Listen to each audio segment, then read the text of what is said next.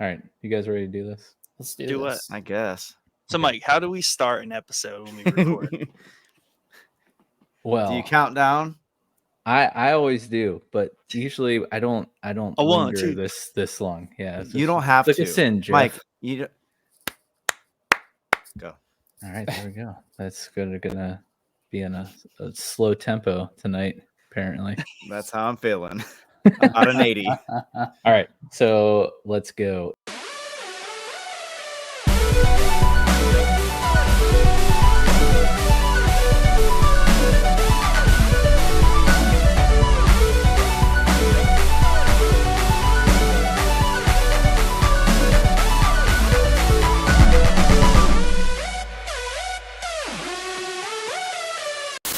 Hello, welcome to Show Boys. We're here, the whole crew's back together. Yeah. Which is wild. We were joking around before we started recording here that it feels like a literal year since Chad and I have been on an episode together. So nice to be back with you, Chad.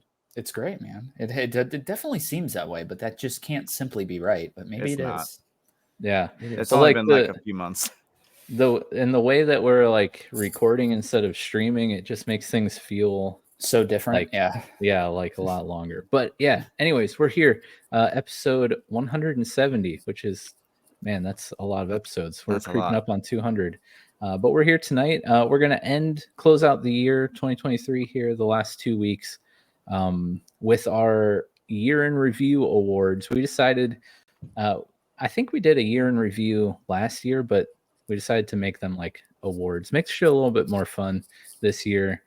But this episode, this week, we are doing the What's Watching awards. So these are going to be our picks for, we went through, created a couple different categories, but these are our picks for shows and movies that we watched in 2023. These don't have to be new releases that came out this year, just that we watched it, much like our gaming stuff, from last year and the year before. But I'm excited. It's always fun to get together with everyone and talk about our favorite things. So should be a fun time tonight. But before we get started, got to say thank you to our top tier patrons, Tim B and Yusuf H, and all of our other lovely patrons. You guys rule. Thank you so much for your support. You guys really do mean a lot to us, and that support is greatly appreciated. If you're interested in learning how you can support us or what Patreon is or what we offer over on our Patreon, you can head over to patreon.com/showboyspodcast. Check it out. Sign up if you feel like it.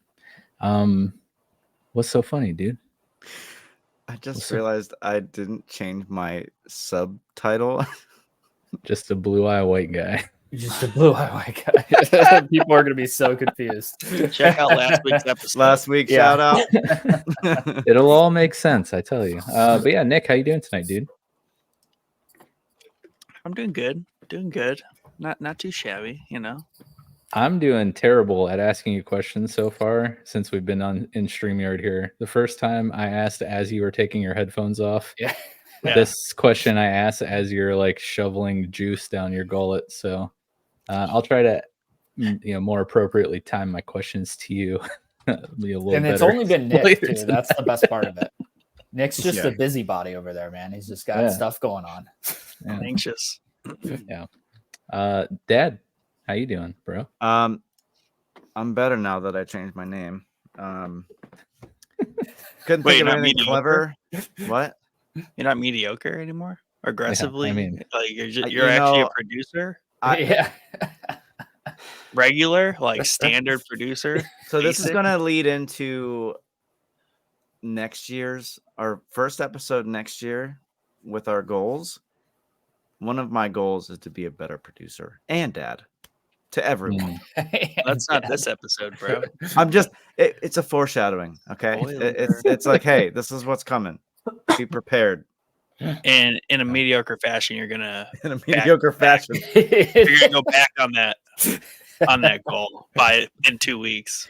2 weeks, I'm just going to go back to like, never mind. mediocre dad. Never mind. Yeah, just Like, kidding. I'm just going to check right now. Why even pretend, at this Yeah. point? Aggressively bad. Aggressively bad, yes. Wow. Aggressively neutral. Yeah. So yeah, I'm all right. I'm pretty tired. You Some as coffee. well, Chad. Doing okay this evening. Oh yeah, just great. Just freaking dandy, bro. Just dandy. Did you work yesterday? I did not. I work tomorrow. Oh, It's fun. like Oh, like man. impending doom. I like to think tomorrow for you starts at midnight. Yeah. I mean, yeah. Does it? Yeah, I mean, you could say that. Yeah. Damn. I feel bad now. No, it starts tomorrow for me starts at 8. But the downside to that is that the next day doesn't start till 8. so Yeah, you see what I'm saying? So brutal. Yeah, that's Yeah. rough. Well, let's just. How are you, Mike? Oh, hey, thanks, man. I'm doing pretty good. I got Hey, this I- weird hey. lingering Florida cough that doesn't make sense, but No, it doesn't make it is sense. what it is. All that sand. Yeah. So maybe it just I don't know. I literally have no idea, but I just have maybe like a you cold. had like the throat clearing issue here, and now you have like a full blown cough down in Florida. Yeah. Mm. Maybe it's like trying to make All its the way fungal. out, Yeah, it's Good. trying to come out. But It's all the mold in the air from the humidity.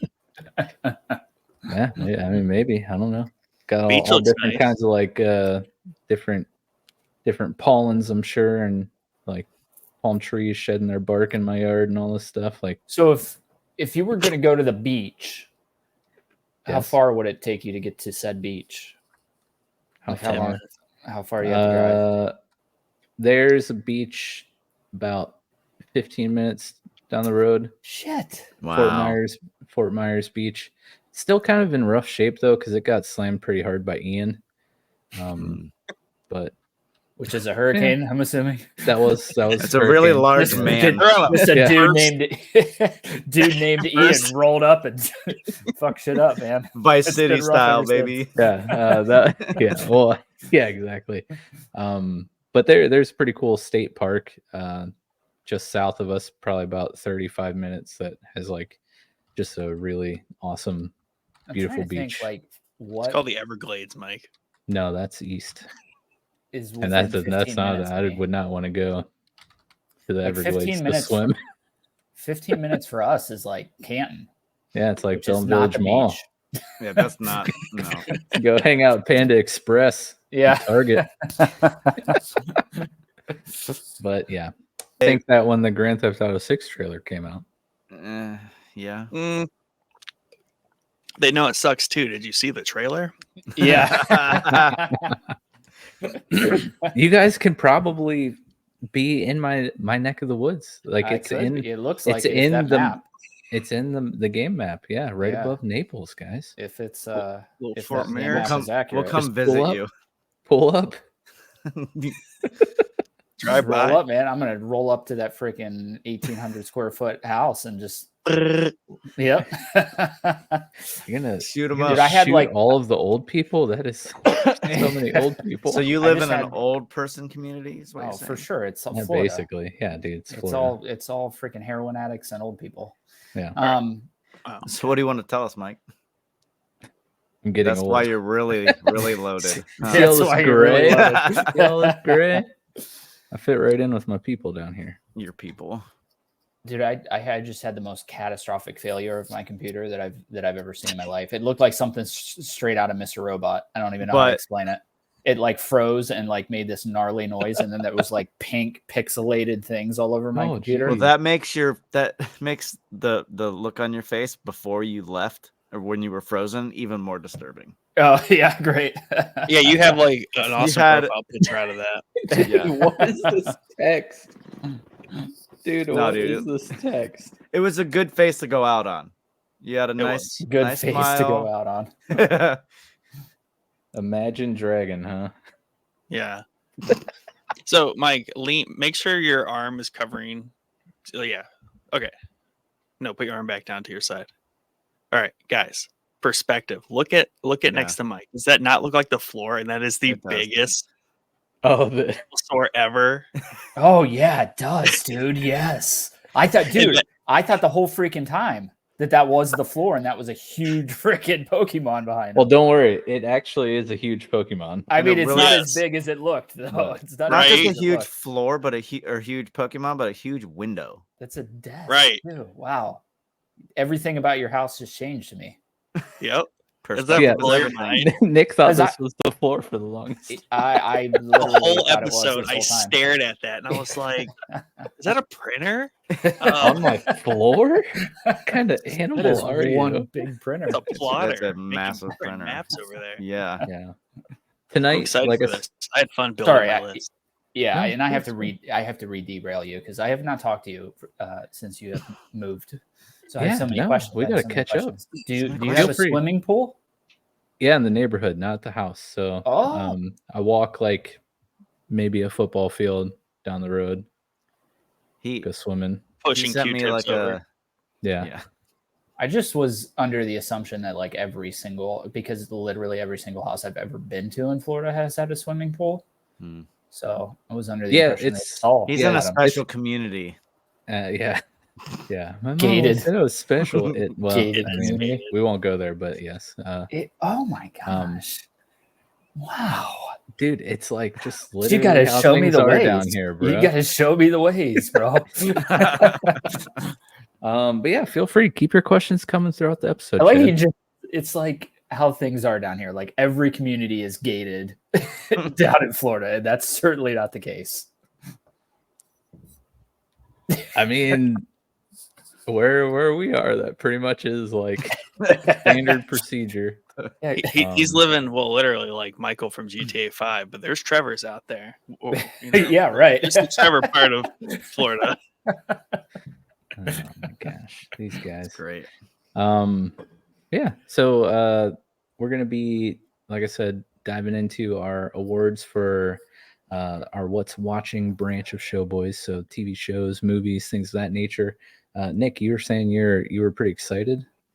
Yeah, I went through our survey, Yeah. our poll, and I completed it. I thought I would have more trouble than I did, but I took like the like a traditional award show route, and like just if I had trouble picking, I just went with like the one that's winning everything, and I'm just gonna roll with that. So I was like, well, you know, I might as well go for the trope of the like God of War Ragnarok, where it just wins like 90% of the categories, and you have a few like honorable mentions that get like the niche categories, you know, that you want to win Yeah. some other things, but you know, you just got to throw one all at the wall and Yeah.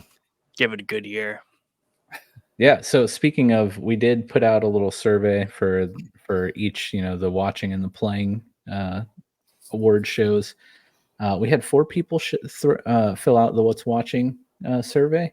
Which did you like? I know Dad for some reason like went in and actually filled it out, even though he was going to be on the show and talk about his things. Did you, Nick, fill it out? Like literally fill it out in the survey? No, Okay. not literally. I have a 'Cause, word. like- I have my notes document. Okay.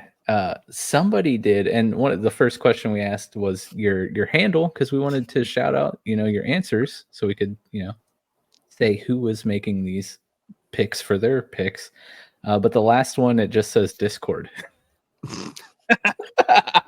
That's their handle. It's So- just this. So Discord, thank you so much for participating All in of our Discord. survey. You know, and for you listener, Discord, if you're listening, yeah, I was just asking what your name was. What your That's name all. was. Yeah. That's all. That's all.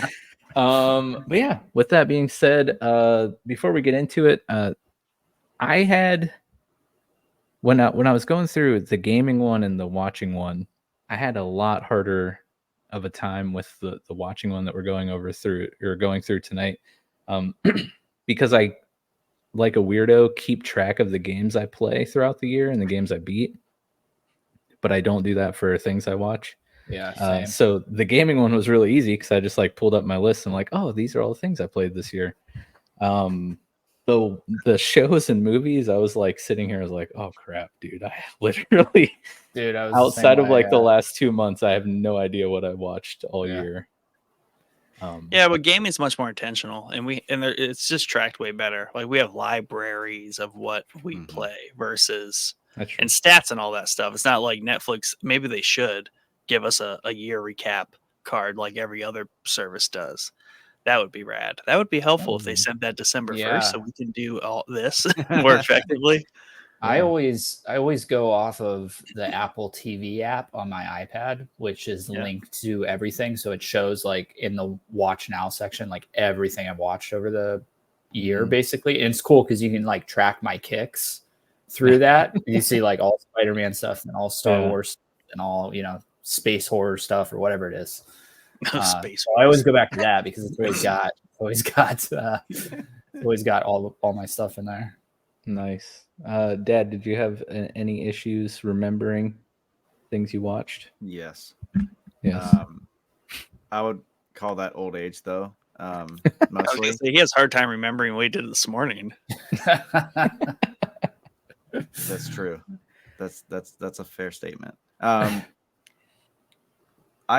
mean that was tricky, but then the trickier part was like actually deciding, because there were a lot of good shows that I watched this year, forced to watch. Forced. But Shout out uh, March Madness. Yeah. oh yeah, that happened this year too. Yeah, it was all right. I got through it. What Nice. about you? Yeah. So, if Netflix did that thing, Nick, you're talking about, it would just all be like Gabby's Dollhouse and like Well, Paw Patrol. you gotta Like, use the whatever. kids section. Oh, Bro. I do, man. Oh my Mhm. gosh, dude. So we have For a yourself. 2-year-old, and she is now like obsessed with Gabby's Dollhouse, and it's like the funniest thing ever because she just like run around the house singing Gabby's like theme song. But yeah. So I mean, do you guys want to save movie and show of the year until the end instead of Yes. starting with, because those are the big boys. The reverse order. Yeah, so let's go. Well, let's do we broke down some streaming platform services for their own individual awards. Some of them, yes. Not all of them. We did Netflix, HBO, Disney Plus, Apple Plus, and then we have like a couple just random categories, and then we'll go into the show and movie of the year. So with that being said, let's start out with the 2023 Netty Award. This would be for your favorite show that you watched on Netflix this year. And you know what? I'm going to do something a little different. Let's start with Dad. Oh man. So my pick for the Netty. Did you write down like all of your nominees or just the one that you picked? So I probably watched the most on this Okay. streaming service. So there was House of Usher, Secret Invasion. No, I'm sorry. That wasn't there. Ahsoka. No, that wasn't there either. Wow, maybe not. Starting off on a great foot here. I'm gonna edit all this out, so it's fine. I can say literally whatever I want. So it's really just Usher and Blue Eye Samurai. And There you have it. your pick would be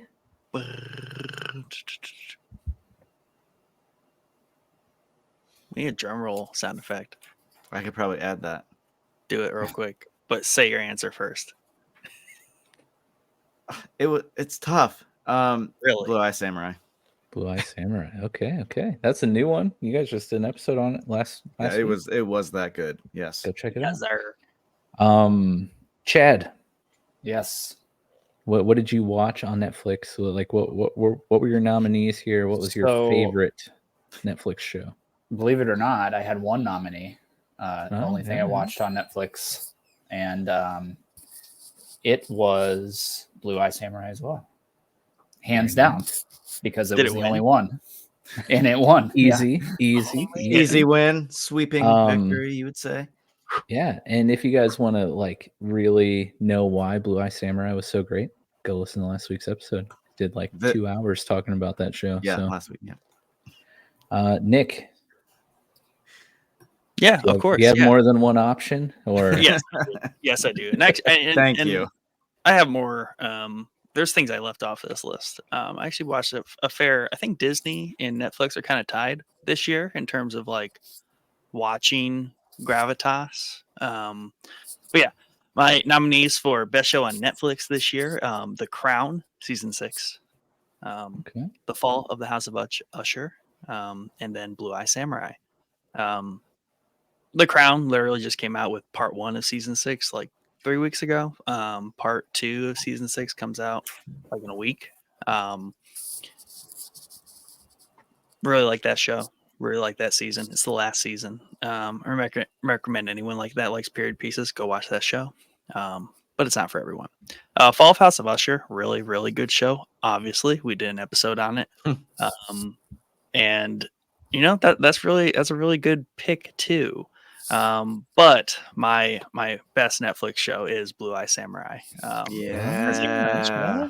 Wow, Just clean kinda sweep so far. Didn't see came that coming. in and just sliced through the competition. Ooh. Oh, I like what you did there. So in case you haven't picked up yet, we're all picking our own individual winners because this is obviously very preference based, of course, and we don't we do have a lot of watching overlap, but there's also like a lot of space that doesn't overlap. So there's a lot of things that we don't all watch, whatever. So my nominees for the 2023 Netty, I have Painkiller and Beef. I watched Painkiller. Painkiller was really good. But for me, the 2023 Netty goes to Beef, hands down. This show, I think I probably talked about it on one of our general like what's watching episodes a while back after I watched it. But this was a great series, A24, which was weird because I think this might have been their first dive into a show. That could probably be wrong, but it was the first one that I noticed was A24, and it felt very A24. Steven Yeun, amazing in this show. The story is like super out there, but also like kind of grounded, and the performances were amazing. Very dramatic, had some very good like serious notes, some very funny moments, just all around amazing show. And I don't think I feel like with a lot of A24 stuff probably not being watched by as many people as it probably should be. It's an amazing show. I don't know if they're going to do a season 2, if this was just a limited series, one and done, but go watch Beef. It was great. I loved it. Super crazy. I've contemplated watching that multiple times. Yeah. Just never pulled the trigger. Is Euphoria done by H24? A24? Max. I know it's might Max, be. but Yeah, yeah. I think that might actually be an A24 show. Yeah. I could totally be wrong. It's the only show that I noticed was like, I was like, oh, that's A24. That's weird. I'm not really ever seen them do shows. But I also live under a rock, so there very well could not be the first A24 show. But yeah, so those are our picks for Netflix. Let's move on to the 2023 Maxi, your favorite thing you watched on HBO Max this year. Do we even feel have to go around the room? I feel like this is probably Chad's biggest category. Probably your most watch time goes into HBO. Is that fair to say? No? No, but I know what his winner is. What do you wait? Hold on. What do you watch? I've Hold only. on. That's a great question. I don't know. Here's the problem with me is I'm kind of like you guys with games where I watch like all old stuff, and I feel wrong about putting old stuff, even though we said we were going to be able to do it.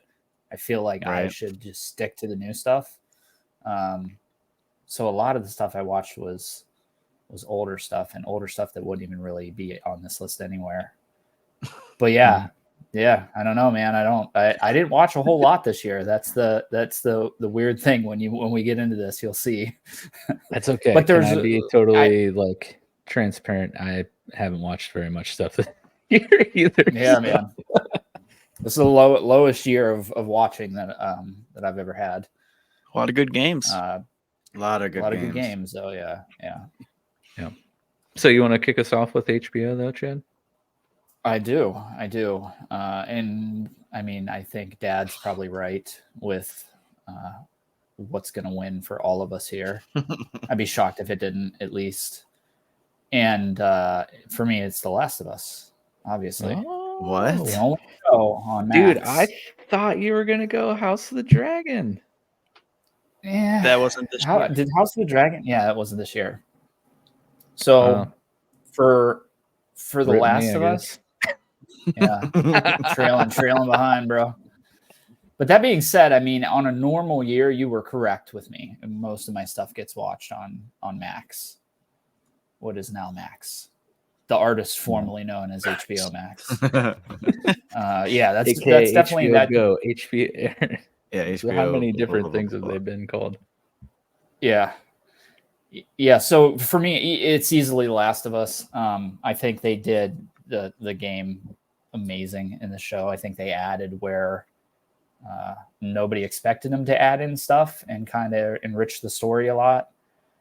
I think Pedro nails Joel as much as I hated the casting of him as Joel. I think he nails it. I don't remember Little Bear's name or whatever her name. What's the actor's name? She nails Mormont. Ellie. Yeah, Little Lady Mormont. Ellie Mormont.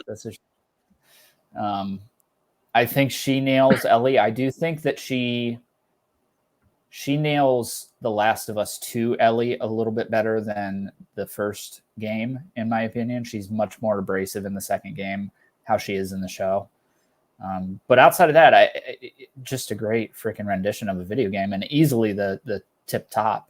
And you saw that in the video game awards where it beat Mario as the best video game adaptation, which is like insane. So yeah, I've talked to a couple people that watched the show. Everybody's loved it. A couple people have commented that they there's like no zombies in it. You know what I mean? There's not a whole lot of stuff going on there. Right. But I'm like, you have to remember that even though The Last of Us is a zombie game, that's kind of the background to the story. And I think they did a great job here. And I think they showed as much as they really needed to. Like it doesn't need to be a Walking Dead where there's zombies in every single episode. I think they were Every used single scene. Yeah, I think they were used sparingly, and I think they were used properly, and I think it ended up with making the product much better in the long run. Now, that being said, there are some negatives I felt. The ending was a little bit rushed. The hospital scene I felt was like a 2-minute montage of him blowing through the hospital. That emotional portion didn't land as good as it does in the game. And the show does kind of suffer from that a little bit, where like things that landed way harder in the game didn't land as hard in the show. And I think that's just the difference between video games and movies, where you're actually taking part in what you're doing in the game. So you feel all those emotional beats. Yeah. It hits harder. Yeah. You're in control. You're doing it. Yeah. Right. The difference between passive and active storytelling. That's what so I think makes gaming, kind of pushes gaming over the top when it comes to storytelling when done correctly. Good pick though. Amazing reasons, of course. Dad, your HBO pick. Nominees and pick. Well, I have one pick. The only pick. The Last of Us. Whoa. I know. It's a shocker. I really don't actually spend too much time on Max. But I had to get it for The Last of Us, and it was worth it. It was definitely worth it. It was worth it. It was worth it. Nick, sir. Whoa. Yeah. So the tough part about this category for me is kind of what Chad alluded to earlier, is like there's a lot of good old stuff on Max, and I have a lot of watch time on Max this year, but it's so old. I almost feel like it should not qualify for like the 2023 awards. Was it like your first watch of it though? Yeah, of course. Well, Both yeah, things it on my list counts, were the man. first watch. Yeah, it counts. Yeah, you know. So Don't feel bad. The Last of Us is my winner if I were doing like 2023 pure play releases. Mhm. But just to break the mold a little bit, I will say that I watched the entirety of, and we did an episode on it, The Sopranos. Yeah, you did. So, you know, for Max, like, you know, obviously show of the year there that I watched was The Sopranos, even though it's like 17 years old. Yeah. Is what it is. But, you know, when Yeah. you're arguably the best show of all time across many, many boards, you know, it's a fair thing to watch. I Yeah. encourage it. Hey, you Yeah. know what? I'm proud of you for not being afraid to make that pick. right? You know? Brave. Someone's got to do it. It's very brave. And if anyone wants to like put in contention or have issue with that pick, there are Facebook groups I will point them at, and they will just get shredded to the floor. Yeah. Because Facebook groups about The Sopranos, they are very passionate places. And Yes. Probably Lots all going on there. monsters. All monsters. Yes. Yeah. Much like Dad, HBO probably one of the least watched services that I partake in. I had 2 nominees for the Maxi for me this year. One being Chernobyl, older show. First time I watched those this year for the March Madness tournament. Really awesome show. Loved it. Our boy Jared Harris, of course, you know, always gotta represent. And very surprised I remembered his name like right on cue there. it's there now. We Well know it. done. Well, Yeah, you it should say be. that, but like every It other should time, I'm be. like, wait, what's that guy's name again? But I agree with Dad and Chad that The Last of Us takes this for me. I mean, Chad summed it up pretty well. Not much to add on to what Chad already said, but yeah, just amazing game adaptation. I feel like they really captured the tone and the vibe that they put out there in the game. Much like Chad, I was very unhappy with the casting choices of Joel and Ellie, but then they just really, really surprised me and like really captured the essence of those characters in a way that I did not envision. So pleasantly Yes. surprised with that, and it was just pretty faithful retelling of the story. And but like Chad said, there were moments where things felt rushed, and kind of wish they maybe would have had an extra episode or 2 to fully Yeah, flesh that's it really out. all they needed. Yeah. Yeah. Just one more. And one more. and didn't they 2 have more like an odd number of episodes too? Wasn't it like 9 or It was like something? 8, 9 or something. Yeah. Yeah. It's just like just one more. That's all you needed. One more. I'm curious that are you because nobody here has played the second game, correct? Correct. I have not. No. I own it. Do you guys? You own it. Oh, you own it. Okay. Why haven't you My played it? you intention guys- is to play it. Okay, your intention is to play it before the second season of the show comes out. I wonder if it's on Probably. Steam somewhere. No. We should make that next Patreon game we all play.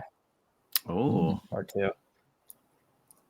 You gonna Huh? spoil it when we turn my volume down? Or yeah, we should patron play it. No, I'm not going to spoil anything. I'm just saying. What do you think I was going to say? We should make it this. Where's everything that happens in it? You guys would love it. Yeah, you should totally go play it now. Yeah. Yeah, that would be a good one to do for sure. And we could lead it up to the game or the show. Which That would sounds be like it pretty might cool. be coming sooner than anticipated, I think, but we'll see. Mhm. Q1, let's do it.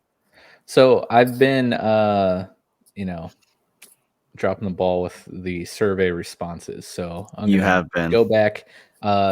Here are the netty winners for our survey takers. Bio Assassin, aka BioCiv, one of our stream team members, active Discord user, great guy. His pick for best show on Netflix was Zom 100 Bucket List of the Dead. Hmm. Our good friend Dragoon Effect Ben from Discord, his pick for the 2023 Netty was Love to Hate You, and Discord picked Blue Eye Samurai. And for the 2023 Maxi, everyone picked The Last of Us. So that's just Sweeping. clean sweep.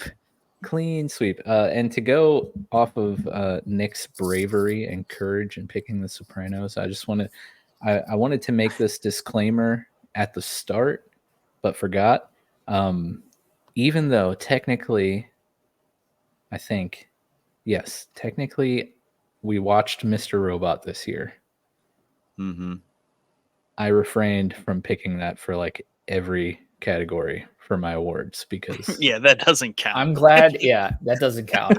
I'm That glad you wasn't brought your that up, first though. watch. Watch. Yeah, yeah. I'm It was glad that you mine. brought that up, though. Let me ask you a question about that show because so I'm playing Cyberpunk right now, so I'm looking up Cyberpunk movies and shows, and that keeps coming up in the list of Cyberpunk. Do you think that show is Cyberpunk? I don't Maybe know. the It doesn't theme, but not doesn't- the So the theme and of idea hacking and of hacking and the corporation aesthetic, and no. all that stuff, the aesthetic Yeah. or even the setting, Not- yeah. really, no. Yeah. I was gonna say doesn't have to like take on the visuals. But yeah, I mean, I guess maybe the content matter Yeah, could be the subject story, matter I could think. be, but Yeah, the subject matter, Yeah. definitely. Yeah, I just Yeah. like every other list I was looking at, I was like, Mr. Robot's fucking. I'm like, I don't know if I can get behind that one. yeah, that's kind of that's a little bit of a stretch. Yeah, But the Mr. Robot fire has been stoked with a movie that I watched last night that I squeaked in just in time for the awards tonight. We'll see if it wins, but when we get there, I'll talk about why the Mr. Robot fire I was. think I rekindled. know. I think I know know. one too. If you're in our Discord, you probably know because I was posting stuff about it last night. But yeah, so let's move on to our favorite Disney Plus show of the year, the 2023 Mousy. By the way, these names brought to you by You. me, because I didn't really. I was like, we gotta think of something a little catchy. Call these things, but they all the names suck, so they'll probably change next year.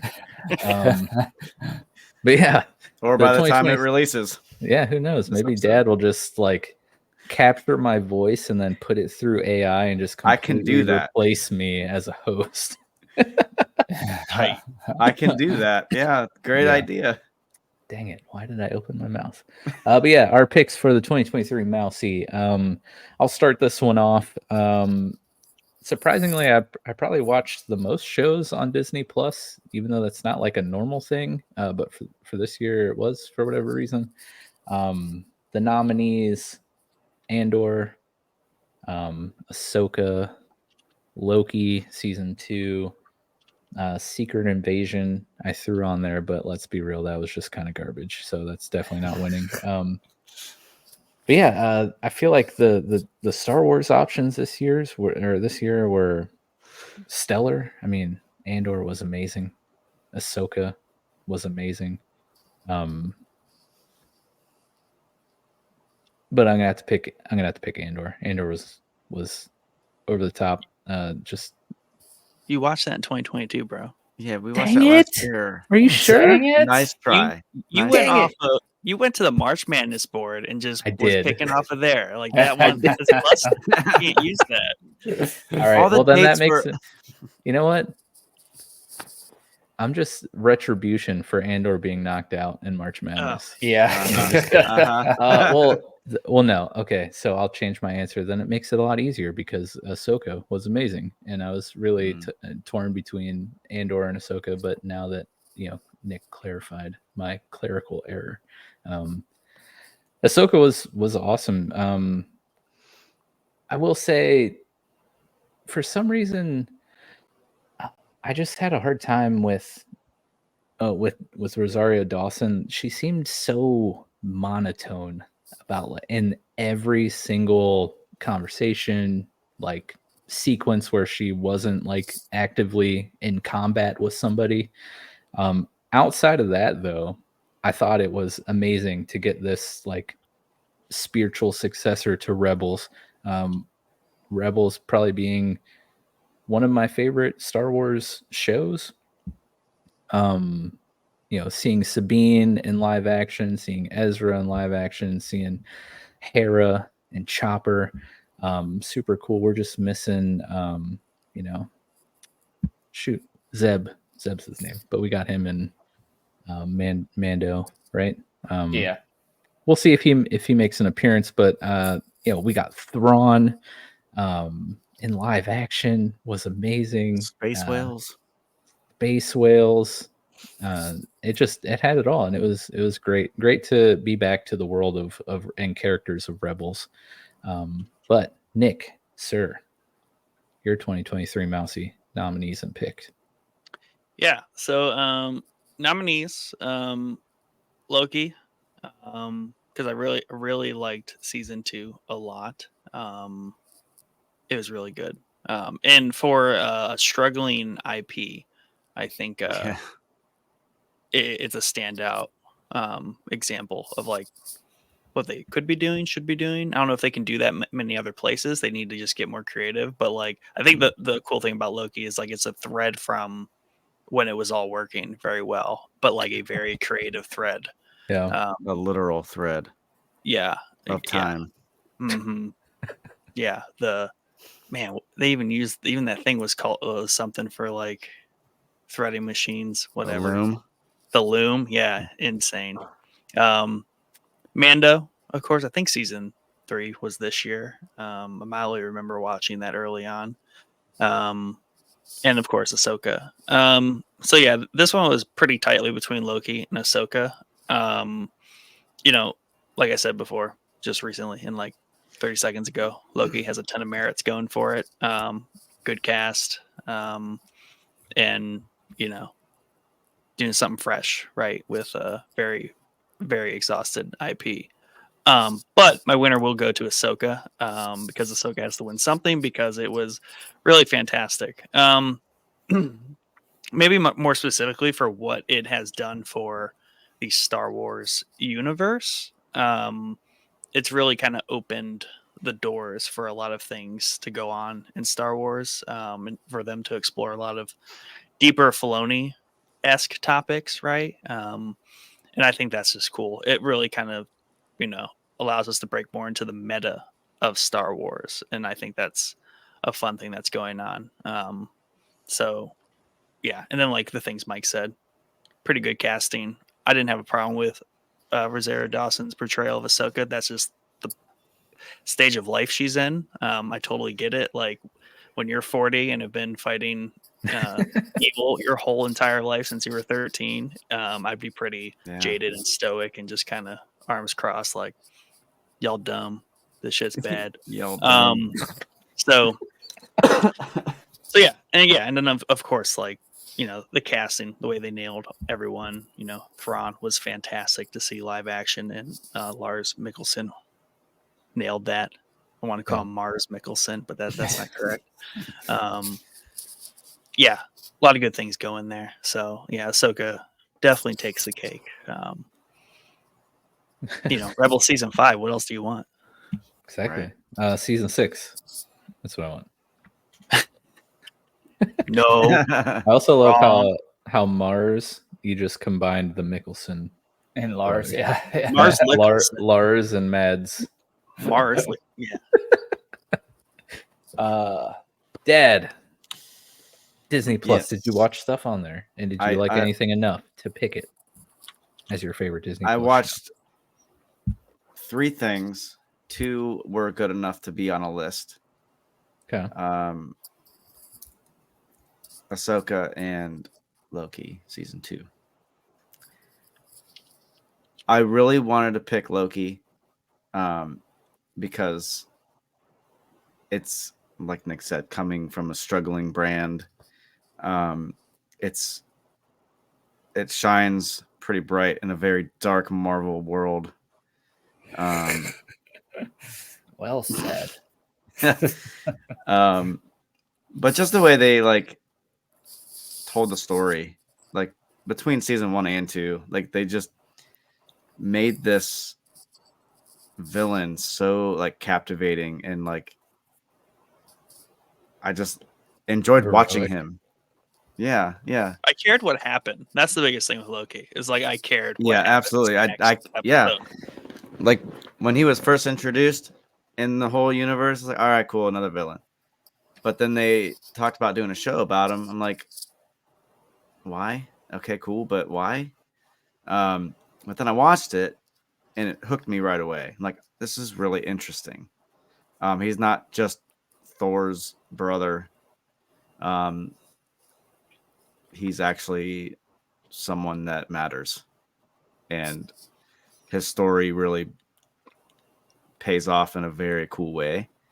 Mhm. And I don't know if they'll do any more with him, but I kind of hope they do, because they've done him justice. Like they've done so well with this character.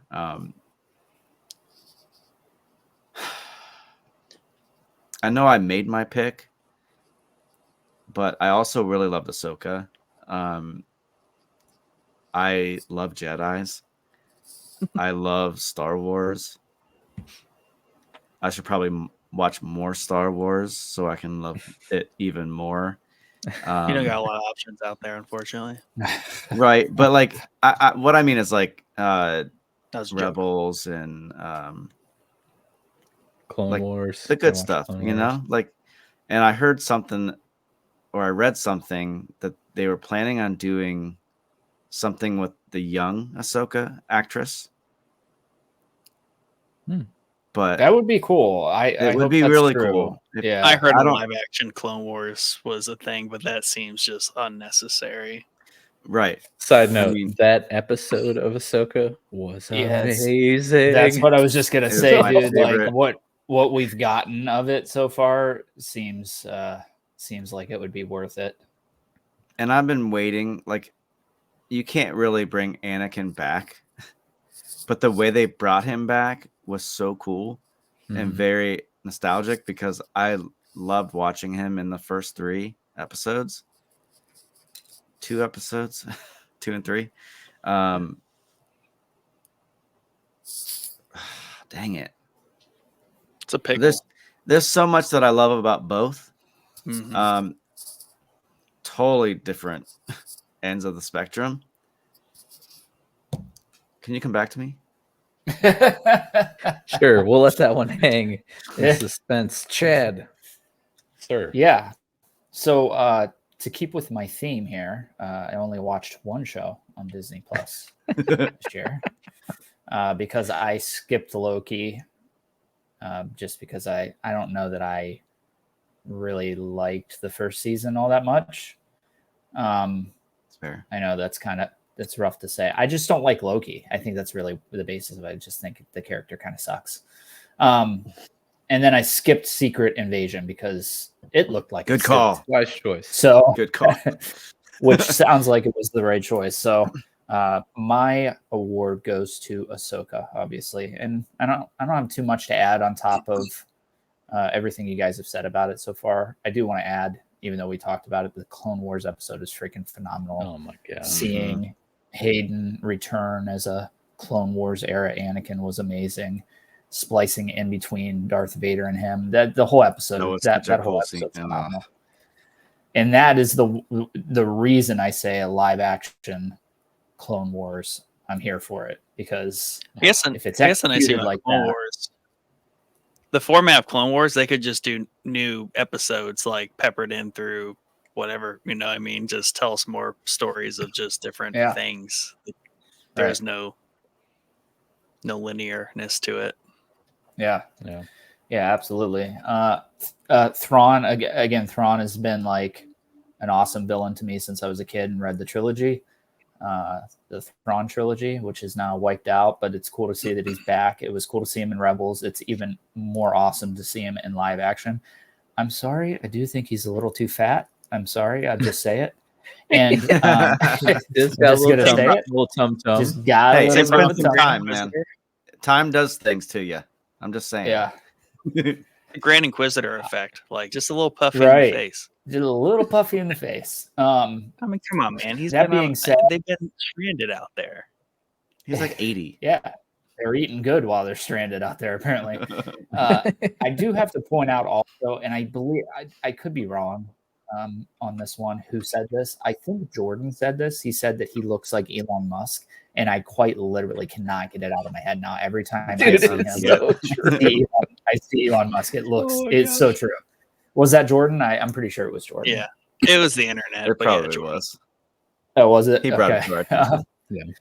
So, yeah, I think it's well deserved. I was a little let down. I had got roped into the kind of Game of Thrones theory thing going around who the Inquisitor looking dude was in Ahsoka, and I had thoroughly convinced myself it was going to be Starkiller from The Force Unleashed, and that obviously panned out horribly wrong. So that's why you shouldn't get too locked into theories, because sometimes the theories are Right. maybe a little bit better than what you're It's actually tough going to get. though, man. Sometimes. It is, especially back Game of Thrones time is so hard, dude, because there's like so much good shit that people were saying. But yeah, anyway, it goes to Ahsoka. Nice. I love how I said there probably isn't much overlap in all the things that we watch yet. Almost Everything's everyone. what it- yeah. We've all taken Yeah. the same and only watched the same. So far, each category has been a 3, Yeah. a 3 winner at least. Yeah. So what do you got, Dad? Ahsoka. Ahsoka. There you go. It feels right. That's okay. I'm The- changing the- mine to feels Loki. right. The survey breaks this one up for us because They actually we have had taste. Kinda. two votes for Loki season 2, 1 for Obi-Wan. Did that come out in 2023? That's No. a 22. 22. And then 1 put NA. So yeah. All right. Love That's that being the show. next category. Yeah. So our last of the platform specific categories we have here is it's just the 2023 Apple Plus show. Do either Here of we you go guys- again. Do either of you guys besides Dad have Apple Plus? Believe it or not, bro, this category has the most shows out of everything on my let's list. go. So Very a nice. little bit of a twist. Why don't you lead us off then? I will lead us off. So this also has now, to clarify, when I say it has the most out of everything in the list, it's not hard to get the most currently. So it 'cause has I've had 2 one. shows. I've had one on every single thing, and I actually had a third one on here, but I don't think it's Apple Plus, so we're gonna skip out on it. I thought for some reason it was, but so I have Invasion, Very nice. I have Blackbird, Very nice. and the third one that I could have swore was on Apple Plus, but it looks like it's on Paramount Plus, is Halo. So we'll scratch that off the record. Not an Apple Plus show, unfortunately. But I had a hard time with this one, man. This is the hardest category up until now, obviously, because everything else was one thing, so it's fairly easy to pick. But yeah, I had a really hard time with this because I really, really loved Blackbird. I think it was an awesome retelling of a true story about a guy that, a drug dealer that gets arrested, and the cops get him to flip and go to a prison and try to get a serial killer to confess to where he's hidden bodies. And I think it is really, really well acted. I think the serial killer, and I'm sorry, I cannot remember the name, the actor's name that plays the serial killer in the show, but he just seems like a serial killer in real life, if I'm being honest with you. He just gives you major creep vibes. But yeah, Larry Hall, I don't know if there's even real footage of Larry Hall somewhere. I don't know if that's how he actually talked, how this actor portrays him. But yeah, just there are multiple scenes in the show that literally like made the hair on the back of my neck stand up, just the way wow. he acted it. And then also Egerton, who played the drug dealer, the accused drug dealer he does a phenomenal job of trying to get in close with this suspected killer. So it had to make my list without a doubt. And then Invasion, and this is one of the shows that didn't technically come out in 2023, but made my list because season 2 came out in 2023. So yeah, I don't know. Like we talked about this a little bit, Invasion, on one of our episodes. Mm-hmm. And I think Dad was like, it's like okay when he like started watching it. And I was like, I don't know, man. I kind of feel like this show is freaking amazing so far. And it didn't let up for me personally. I think it carried that reputation through the first season. And Nice. I think it's just a cool way to do an alien invasion where it's not the typical alien invasion you think in your head where like shit's going crazy and buildings are blowing up and they're hovering over our largest cities and blowing our buildings up and all that stuff. It's a lot more subtle through the first season.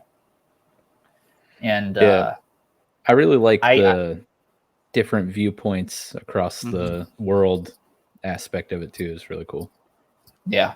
So I was just going to say, sometimes that stuff for me personally doesn't land very well. I don't think it landed for me very well in Black Summer, where it has multiple different perspectives going on. I don't know why. Sometimes it does, sometimes it doesn't. But in here, yeah, it definitely did.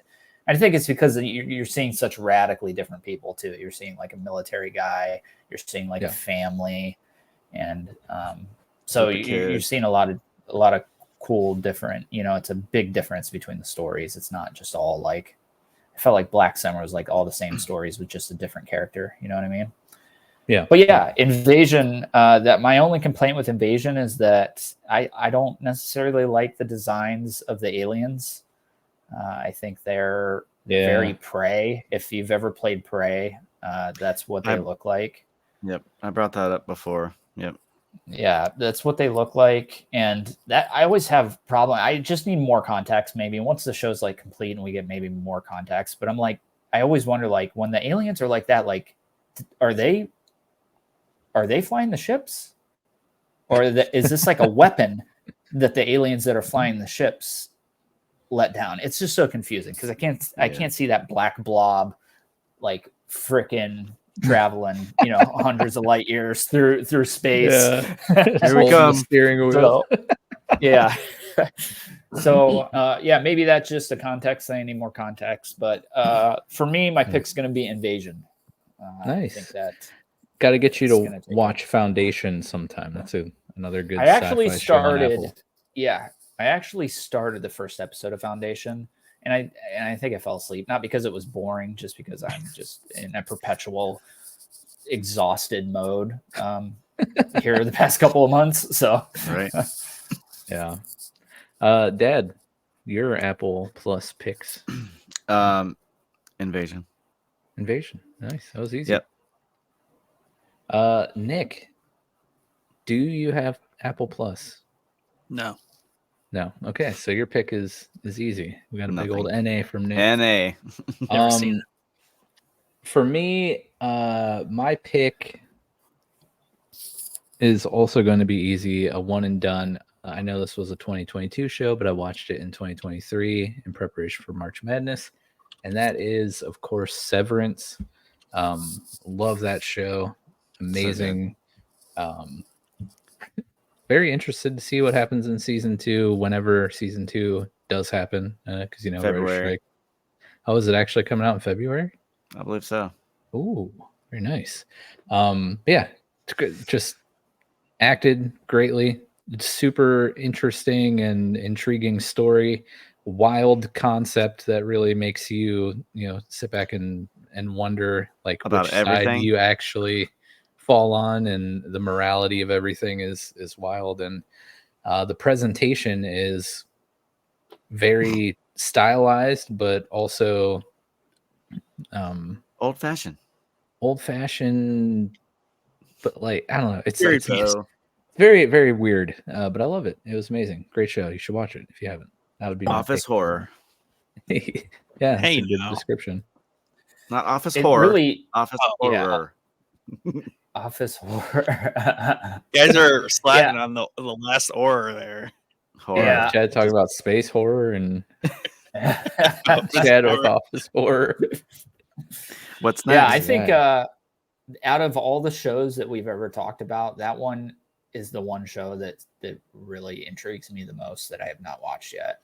And it intrigues me the most because it seems like an episode of Black Mirror that was just turned into a full show. You know what I mean? That's what it reminds me Yeah. of, really. And I freaking love Black Mirror. I think Black Mirror's taken like some weird steps past 2 seasons. I don't think it's anything like what it used to be in the beginning.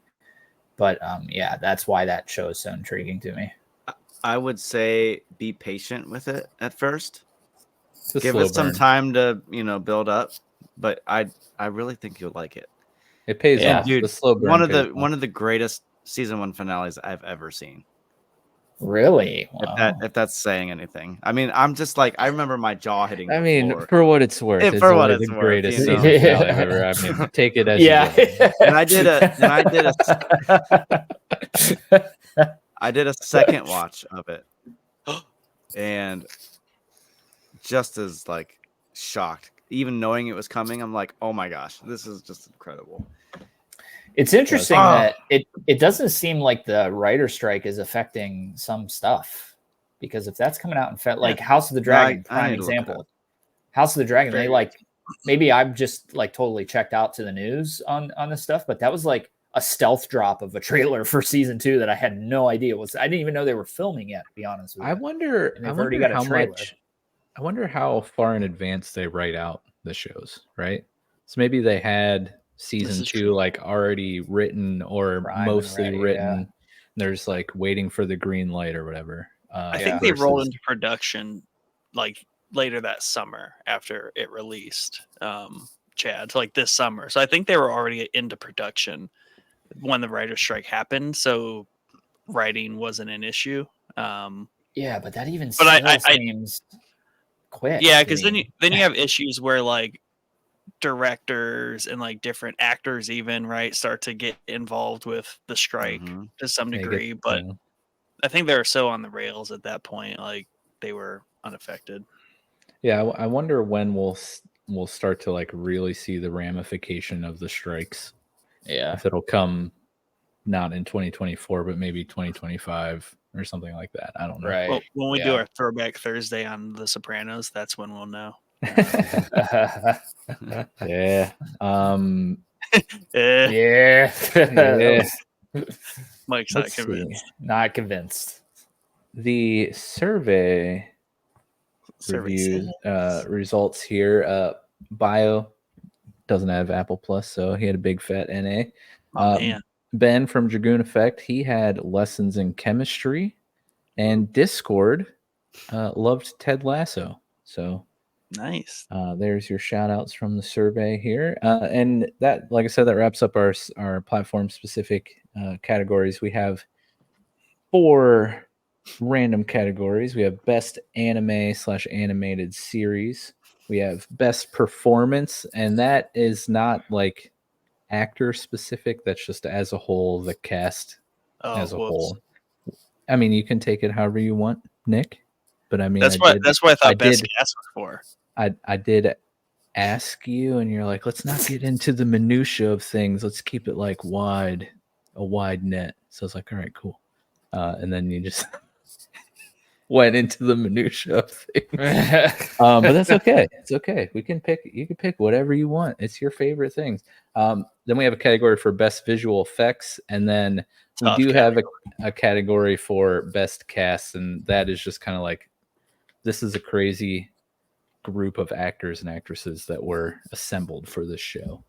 Or movie. So let's start out with the best anime/animated series. I don't think I've spent a lot of time on this. I have a feeling that I know what the Mike, what's your table's pick will be. Yes, because you guys all picked Blue Eye Samurai. Am I wrong? And you picked Scott Pilgrim. I did pick Scott Pilgrim Takes Oh, Off. wow. We're done here. We're done here. Moving Done. on. I won't talk about Scott Pilgrim because Ugly Kid Joe Cross and I had an entire episode a couple episodes ago. Go find it on YouTube. It was really fun. Great show. And we won't talk about Blue Eye Samurai because we just did an episode on it last week. Yeah, there you go. Bio Assassin, his pick for best anime/animated series was Zom 100 Bucket List of the Dead, the Bucket List of the Dead, and that was his pick for his favorite Netflix show of 2023. Ben from Dragoon Effect, he picked Blue Eyed Samurai as well. So Oh man, He spelled it Sweepin'. wrong though. sweeping. And then Discord picked Bleach 1,000 Year Blood War. that's So nice. shout out Discord. So for best performance, Discord. we'll start out with you, Nick, who specifically, because you picked a specific actor, which is fine. We can pick specific actors too on the fly. Who did you pick, Nick? And who were maybe your nominees for this category? No, I'm definitely gonna do nominees because, and I think it was just so easy for me when I got to this category. I was like, you know what, like there's a bunch of like very notable performances this year where I could actually single out people. But you know, Tom Hiddleston, Loki in Loki, plays a little bit of himself, right? The standard Loki character that everyone either loves or hates. But again, in a slightly different light in the show. We have Lydia Leonard. She plays Princess Diana in The Crown. Stellar performance. No, not really a spoiler. Season 6, part 1 focuses on the lead up to her death. So it was a very intense season or series of episodes what just came out for The Crown. So excellent performance and job from her there. We have Lars Mikkelsen for Thrawn in Ahsoka. And we have Ray Stevenson as Balin Skull in Ahsoka. Dude, he was so good. Rest in Oh my peace. gosh. Right. Rest in peace. You know, and I really wanted, it's something I would have thought like Lars would have taken because he brought Thrawn to life. And I think he did a fantastic job. But because Ray Stevenson was able to embody a completely brand new character in an otherwise very saturated universe of characters and it be like the standout character in a show full of just bombshell characters, that's impressive. So, you know, I give it to Ray Stevenson just because, yeah, the RIP just hurts that much more on it because he was like this character that everyone gravitated toward in every scene, right? And, you know, the way the series the season wraps, like, you're really sad that it has to end on that note. So that's my pick. You know, it's intense. You know, when you still stand out when you're in the same scene as a Thrawn, like good for you, bro. Like right. So I'll go ahead and give my nominees and pick next to give everyone a chance to think. So I would have Stephen Yeun from Beef. He was stellar. You would know him as Glenn from The Walking Dead. If you have not seen Beef, don't know who I'm talking about, don't recognize the name. He was fantastic. Like a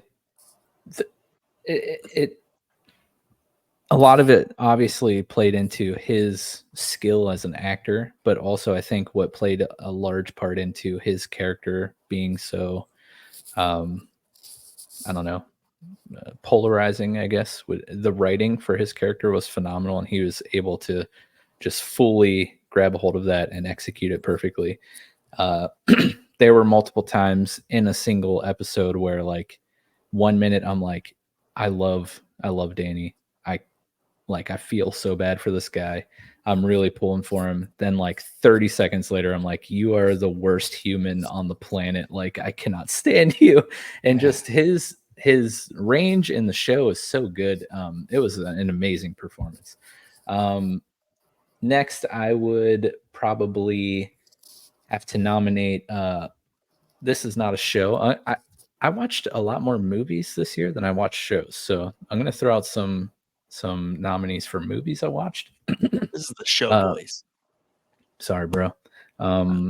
This movie should have been created as a series, though, because it essentially was as long as an entire series, and that is Leonardo DiCaprio for his role in Killers of the Flower Moon. That movie was like a 4-hour epic that really 45-minute parts. let me just take a little aside here to talk about this movie. With it was literally like 3.5 hours long, and it's still rushed at times. What a talent he has for making movies like that. It's like He does. this movie was a marathon, and I feel like you didn't fully like develop certain stories or characters. Like and it didn't. It felt that long because I was fully aware of how long it was before I started watching. I'm like, this is going to be a marathon, but it moved pretty well, and it was a really good movie. But there were points where I'm like, that felt really rushed. But if this would have been made as a series, like a 6-8 episode limited series, could have took a little extra time to flush some of those things out. That aside, Leonardo DiCaprio was really amazing in this movie. I'm probably going to butcher some names because we're getting into some foreign films now. I would just say though, yeah, you need to write a blog post and basically hot take that movie and just say, why do they rush this movie? Like, just take that stance on the whole thing. Get so many clicks. Put it out there. Be like, so many clicks. Great movie, felt rushed. Yeah. really dropped the ball. Could have easily should have been a show. Hour. The thing is, I feel like when we first, because we had reported on Killers of the Flower Moon for a long time, like back when we were doing the newscast, probably like halfway through the life cycle of the newscast, we started talking about Killers of the Flower Moon. And I really feel like I'd have to go back and look, but I feel like it originally was intended to be a series on Apple I Plus. thought it was as well. Yes, I thought and it then was they as well. switched. Yes, you're right on that. Because I was like, Martin Scorsese doing a series? That's crazy. Yes. I remember it being on the newscast. We were talking about it. Yeah. So I definitely remember that for sure. Okay, that makes me feel better that I'm not just like thinking that was a thing. But yeah, I mean, it's funny that you say that though, because like Interstellar is a really long movie that I also feel is rushed in parts too. So it's funny how some movies can be so aggressively long, but sometimes feel rushed in certain aspects. I feel like we need to have an episode on like longest movies that felt rushed. Yes, that would be awesome. But yeah, so I recently watched the 2022 remake of, or not 2022, was it? Yeah, I guess it was 2022. Remake of All Quiet on the Western Front, which is that in English? It's not, right? No, it's in German. Okay, I was arguing with a guy at work about that the other day. I was like, dude, I'm pretty sure that movie's not in English. No. He's like, I watched it the other day. It is. I was like, the original one might have been. It's dubbed though, isn't it? Yeah, I ended up switching. So this came up in Discord the other night. It took me like 3 nights to watch this movie because it's like a 2.5 hour one. But about on night 2 of me watching this, I had to switch to the English dub because I was like folding laundry while I was trying to watch it and like wasn't able to keep reading all the subs. So I was like, all right, we're gonna switch it. And the dub wasn't bad. But the lead in this movie, Felix Kammerer, who played Paul Baumer, was so good, like so good. And this movie as a whole was very, very good. I had never seen the original. This is a remake of an old movie. Wendigoon has an amazing video breaking down the original movie. I recommend you guys go watch that if you're interested in watching this remake. This movie was amazing, brutal, extremely sad, and amazing commentary on war and the First World War in and of itself. And then Godzilla -1, the lead. I'm not even gonna try to pronounce his name, but he played the lead character Shikishima, or that's probably total butchering. You probably butchered it. Yeah. He was again. that movie is not in English, correct? No, it's Japanese. Okay. I was able to Not catch this dubbed. one in Godzilla movie. not dubbed. Okay. Or at least I watched it in theaters. Maybe when it hits streaming, it might have dubs, but I saw this in theater and it was subbed. Super good. Like he had to be something for me to nominate a Godzilla character to be like a best performance of the year. So yeah, take that as is. Adam Scott as Mark and Severance, of course. But with that being said, I'm gonna have to give this to Stephen Yeun from Beef. I really wish that someone on the panel here had seen Beef because his performance is just like out of this world. He is such a good actor. Like I want him to be in more things that are able to fully show off the range that he has, because he crushes Beef. It's so good. It's so good. So good. That also sounded really weird. I was gonna say I love that you said he crushes beef. It's like, man, it sounds like a weird show, but whatever, man. Yeah, Sounds like a weird show, but that was very weird. Just Chad. eating roast beef sandwiches. Yeah, we have the beef. Dead. Chad, your nominees and pick for performance of the year, sir. So for my performance, I have Paul Walker Hauser, who's Larry Hall, the serial killer in Blackbird. Yeah, great performance, dude. Like you just have to see it to understand. He nails the creepy serial killer vibe. Ray Stevenson, obviously, for all the reasons you said, standout character amongst a long list of standout characters. Shamik Moore, I hope I'm saying that right, as Miles Morales in Across the Spider-Verse, voice actor. So yeah, I just think I think he does a great Miles Morales, man. I don't know what else to put it. And then my final one is, and I hope I say this guy's name right, Cillian Murphy, I think is how you say Cillian. it. Cillian Murphy.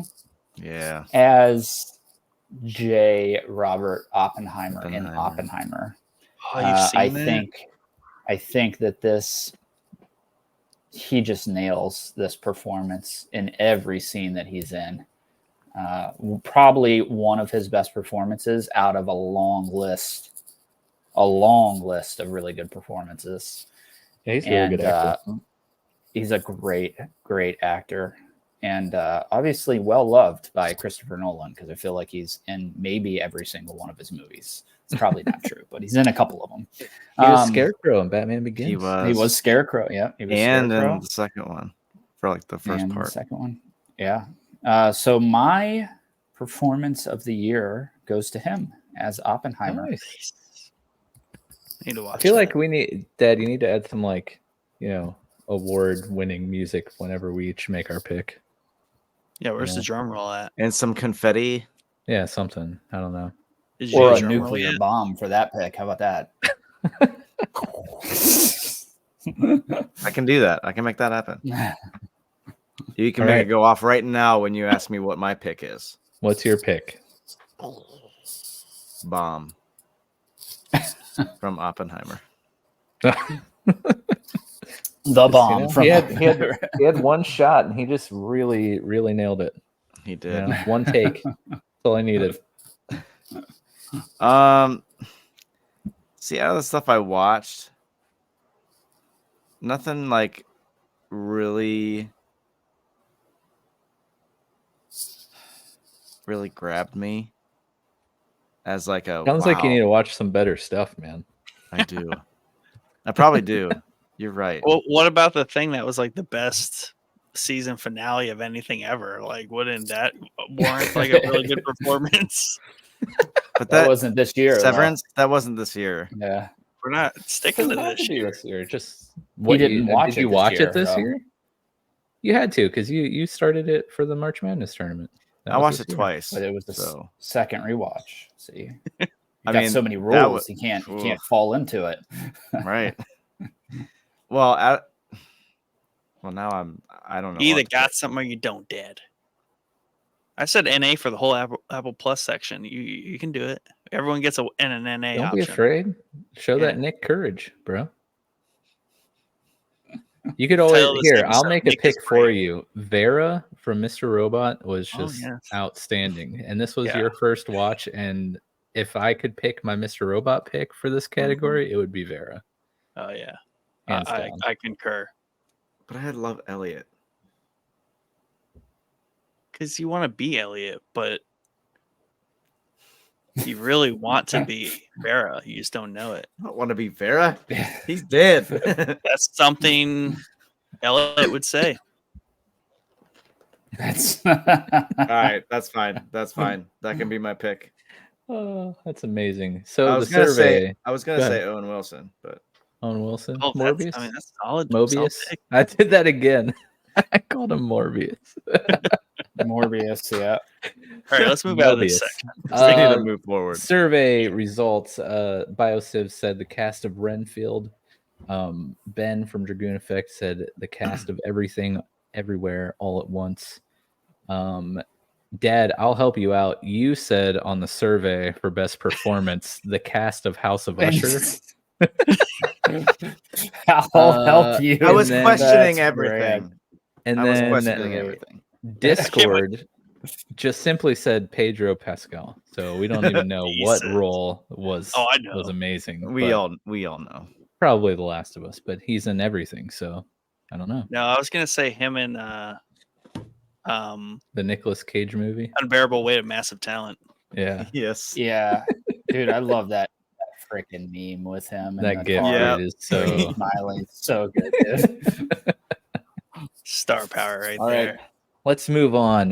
Next category. We're winding down. We have 4 more categories to go. The last 2 of these randoms, and then we have our show of the year, movie of the year picks. But we're going into the best visual effects. Oh, this one's hard. Simply, what show or movie had you sitting there going, "Wow, this is absolutely gorgeous"? Let's start with you, Chadwick. Sir Chad. So I have 2 on my list here. Probably could put a third one on there, but we'll save it. I have Across the Spider-Verse and Oppenheimer. Hmm. And Across the Spider-Verse is just stunning to look at. Like, it's just the art and the different types of art throughout the entirety of the movie. Like, it's not just one single, like when we start with Gwen at the beginning of the movie, which is like a 20-minute scene, it's an entirely different art style than the rest of the movie is. So I remember thought it like was a watching wrong it in movie. so I remember watching it and being like, man, this doesn't look as good as Into the Spider-Verse did. Like, Into the Spider-Verse was awesome, but it's quickly changed to that once we got out of that 20-minute intro scene with Gwen. So just little things like that throughout the entirety of the movie. It is, and this is hard for me to say because I see a lot of really good animation, right? I watch a lot of anime. There's, Demon Slayer's got some of the best animation I've ever seen. It's hard for me to say that this is easily the coolest animation I've ever seen, and without a doubt, the way that everybody should be doing comic book animated movies going forward. Yes. Yeah.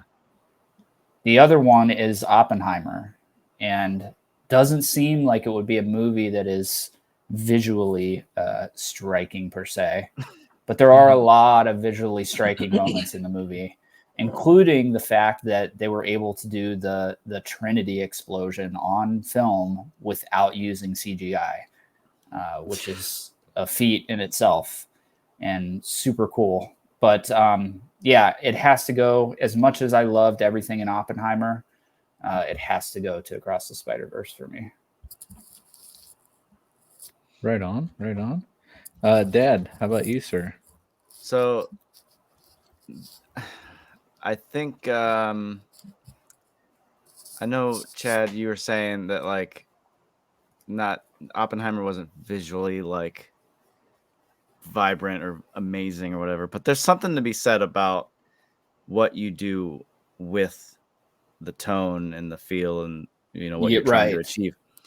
I thought that way of like The Last of Us. Like, sure, it's not beautiful, but the way that they portrayed it and the visuals that they did with that, just gorgeous. I loved it.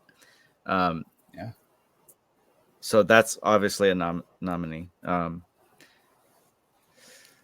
So is Usher, so is Ahsoka, so is Blue Eye Samurai, so is Loki, and so is Spider-Man Across the Spider-Verse. This was tough because they're all amazing in their own right. Blue Eye Samurai was gorgeous as an animated show. We talked about this last week, just the way they captured the world then, and all the different tones that they used for everything. Snow-covered mountains. It was just gorgeous. I do tend to lean more toward the blood. I lean more towards the darker stuff. Like I like with Usher, it was very dark. Well, I like to bash Mike for a second. Like, this category doesn't require visually gorgeous or stunning. Like, it's best visual effects. Sure. So it doesn't need to be beautiful or. But that's what you would. I think anyone would typically, kind of gravitate towards. Something that, like with. It's just like the Nick was like, I would like to bash Mike for 1 second. Yeah, what's new? I mean, when what looked good, like what looked Yeah. good, what looked satisfying, right? Yeah. I mean, but in the same breath, Loki, amazing visuals in that show. for an otherwise The questionable loom- visually IP. Yeah. The whole end So part. The whole ending part with him. Mhm. So good. There's just so many. Spider-Man. I would have to give it to Spider-Man for all the reasons Chad said. It's just there's so much packed into that movie, and it's just amazing. And I love Spider-Man. It has to go to Spider-Man. Sounds good. I mean, okay. I'll look at things that aren't by definition gorgeous and be like, wow, that's gorgeous. Like, that looks Yeah. visually pleasing. Like, visually pleasing also doesn't have to mean beautiful. Positive. Like, Yeah. just wow, that looks really cool. Looks really good. Really pulled off what they were going for. So yeah, Nick, your That Bulbasaur is so huge, man. I can't. I know, dude. unsee I haven't unpacked my little one. If you guys And remember, now I your have the hand little is one. touching it, and it's very confusing now. It's so trippy, yeah, dude. It's like Yeah. we're in Inception all So, of a sudden. I We're in a used to Christopher not Nolan have- movie. I used to not have the guitar back there in the Yeah. corner, and that's when Nick thought that my desk was the floor because there was nothing breaking up the desk from the wall. But now that the Well, guitar's I'll there, be you can honest. tell it's I'll not. be honest with you. Yeah, I didn't even notice with the guitar there that wasn't your floor until you talked about it at the beginning of the episode. I thought that was. I The literally guitar thought just that looks was like really a love far seat. away. It does, Mhm. yeah. But I thought that And was a sunken love into the seat ground. with the with the Pokemon on it and an aggressively large copy of some game propped up. Yes, next this to is the largest the love Nintendo seat. Switch case ever. Now that I'm like talking it out in my head, it doesn't make much sense, but that's what my brain was telling me. So That's okay. That's okay. But yeah, I don't know where I packed my small Bulbasaur, but I want to get him out and have both of them here. But for right now, it just looks like he grew up. During the move. He Life evolved. size Yeah. 2-scale Bulbasaur. yeah, right. Yeah. I mean, yeah. But anyways, Nick, Anyway. your nominees and picks, or Yeah, best visual effects. So each of these, like Dad said, like they all bring something to the table, and I feel like they're all very unique in their own right. But they did what they set out to do very well. Ahsoka was an incredibly visually appealing Star Wars show. Yeah. Definitely, they continuously are upping their game with the Star Wars shows when it comes to that. Whether they are in the Dream State, Clone Wars, beautiful, obviously cheat a little bit, but they It pulled worked. off It wonderfully. worked so good. To like we talked about the Bad Batch, like just ship movement and like being in world. I'm Like, so glad that you talked about the ship movement, because anytime I see a ship take off or land, I'm Yeah. just like, oh my gosh, that is so beautiful. the Marauder from Bad Batch, like that thing just I don't know how they do that. Man, did Yeah. that come out this year? That was an animated series. Darn, think about that No, later. I don't think it did. Maybe it did. I don't know.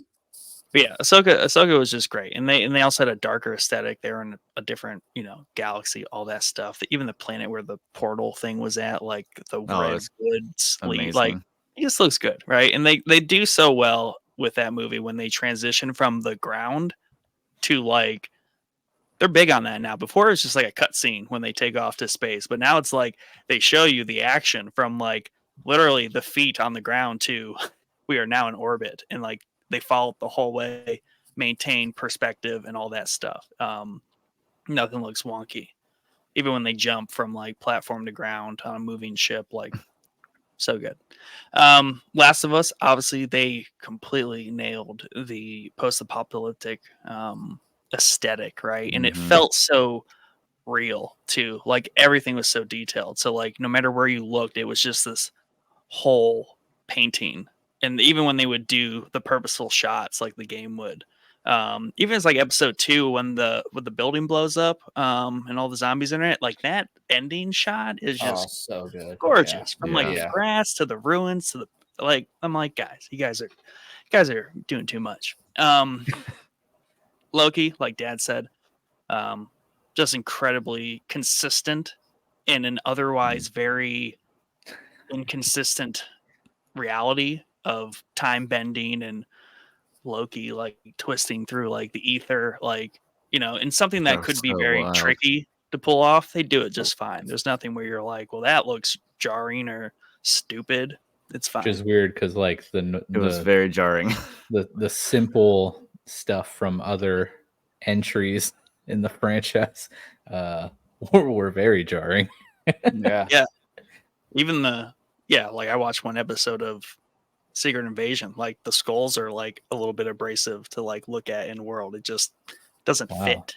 That is very rude, Nick. That's racist. Yeah, it Wow. is.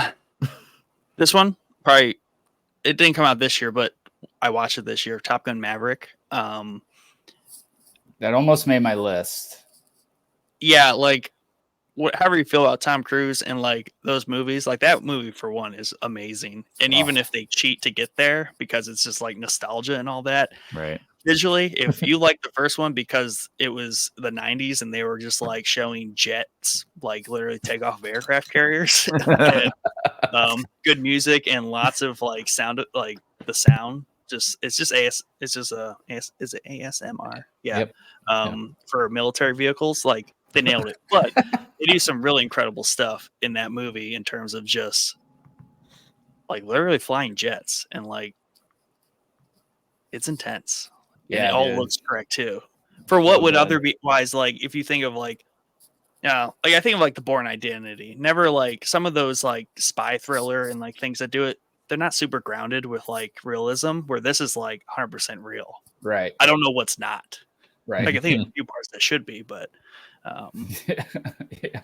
so visually appealing. Yeah, dude, I am so out of everything in my life, I am so incredibly bummed, probably second most, that I didn't see that one in theaters. Interstellar's number one, will always be number one for me, but I IMAX. wish that I would have seen Yeah. Top Gun Maverick in theaters. They'll probably do a re-release and we can go, Chad.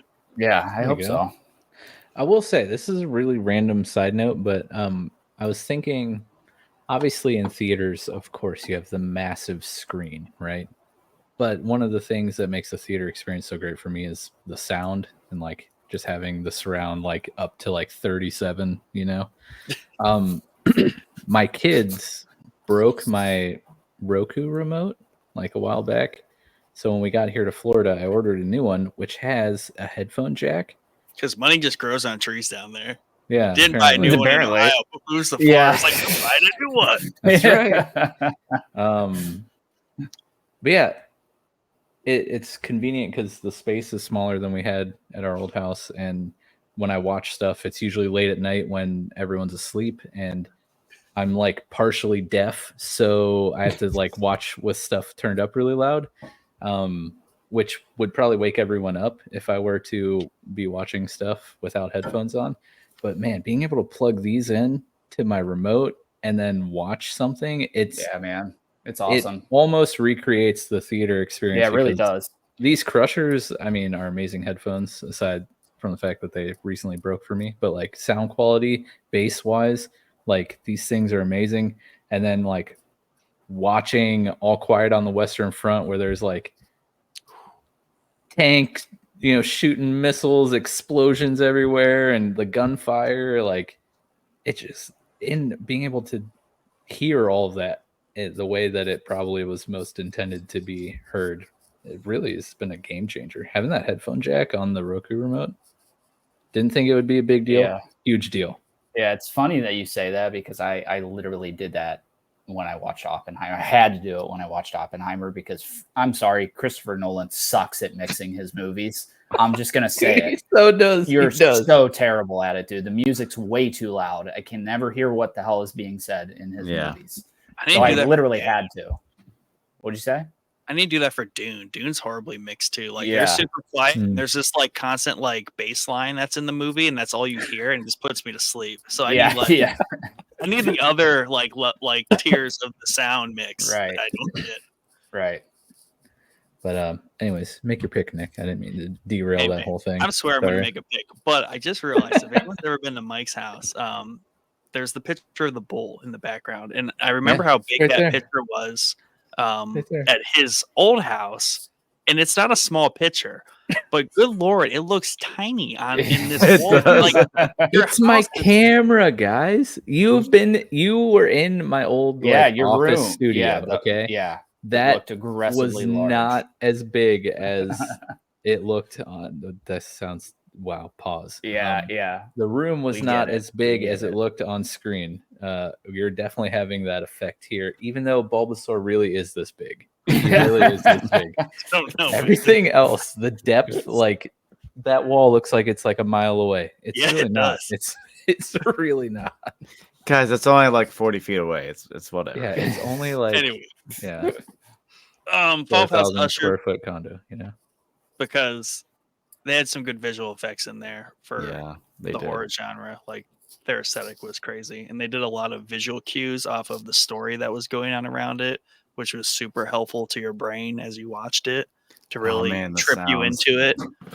And then of course Blue Eye Samurai because it's a gorgeous anime that did tone shift throughout it. They hit a lot of different tones. Very gorgeous anime. My winner though, out of all of that, will be Blue Eye Samurai because taking home a One lot of shock- awards tonight. yeah, shock Wow. factor on Blue Eye Samurai is just like you go into it like it's Netflix. They do a pretty good job with their animation, but Yeah. it had the arcane effect. Like they mopped the floor with it all the way through. Ooh, Yeah, nice. I agree. However, However, a lot of sex. Yeah, a lot of animated parts I wasn't expecting to get animated parts of. Like seriously, Uh, one of the best cartoons I've ever seen. Yeah. Not because of that. I was I'm gonna say, put a what- long pause in that edit. Yeah, you're gonna have to splice that. You're gonna Wow. have to splice that one. wow, I'm big so pause tired. there. I'm so Big pause there. Yeah, tired.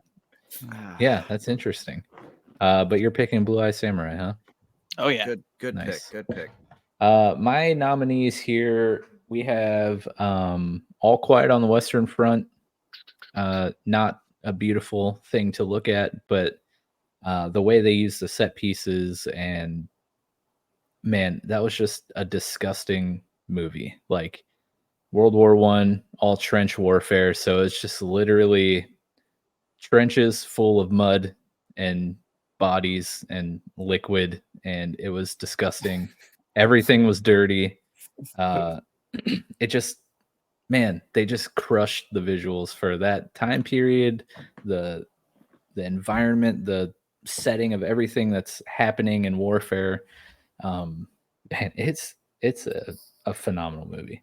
I have The Last of Us, of course, like they totally captured the aesthetic of the game. the characters transferred very well, like almost down to like same articles of clothing almost in a lot of scenes, which was amazing. The environment, stunning. Clickers look real gross and clickerish, like very good job. Godzilla -1 making another appearance here as a nominee in a category.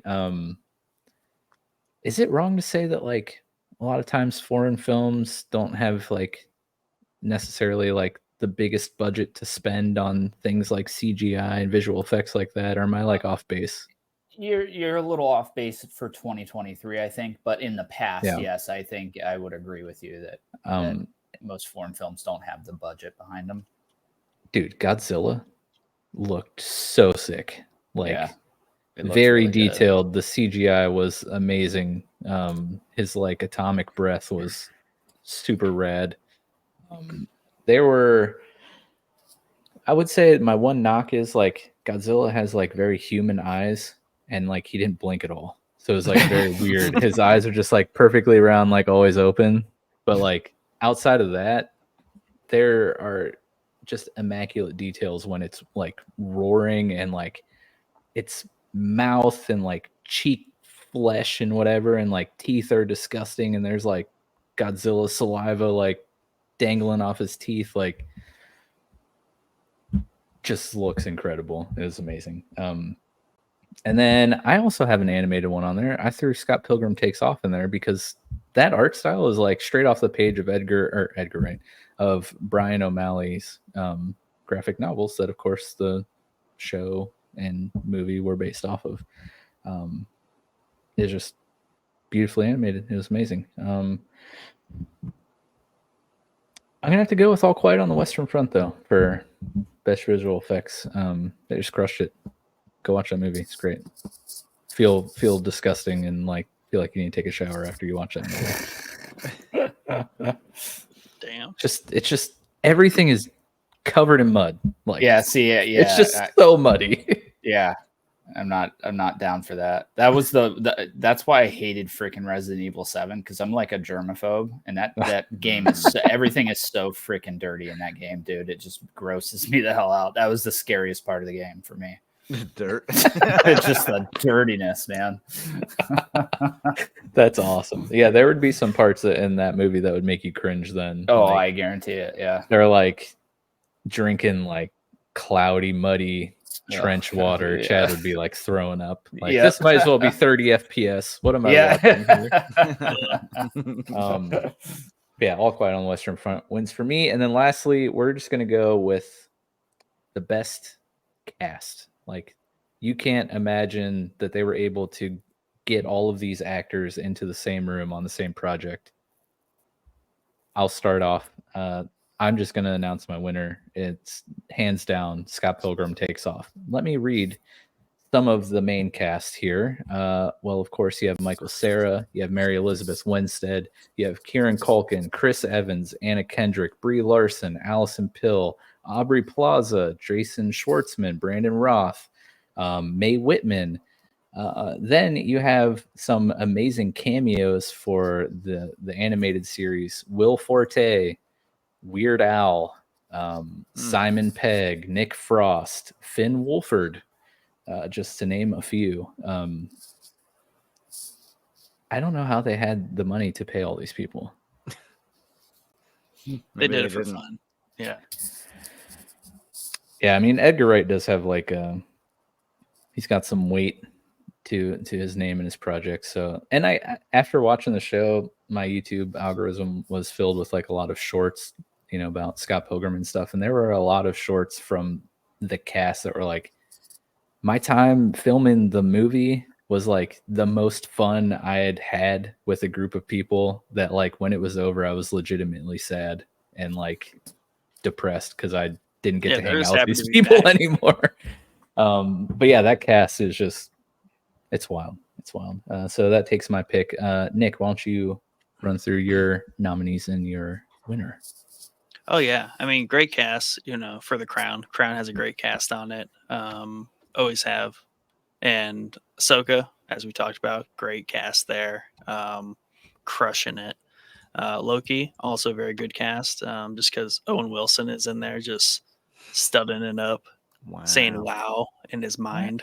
with Yeah, every- in his mind. Did we He get did a say it once. single wow in either season?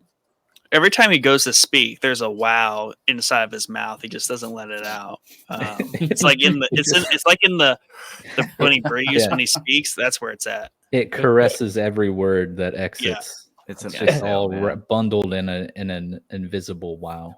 Yeah, but my winner is The Fall of the House of Usher because Oh.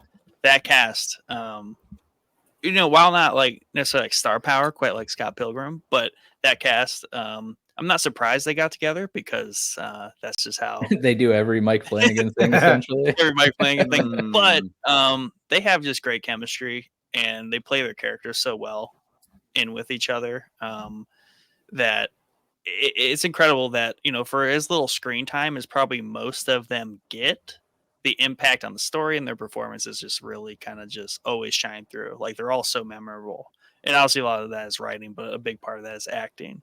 And especially when you're acting to your death, that's also impressive. So Right. that's a stat cast with some good performances in it. So who's your winner? Fall of House Usher. Usher. Nice. Dad, we're on to you, sir. I would also pick Today. House of Usher. Nice. Yeah, man. Good stuff all around. Plus, what's his face? Some great analysis. Yes, good stuff. It had that one guy in it. It's excellent cast. I quit. I give up.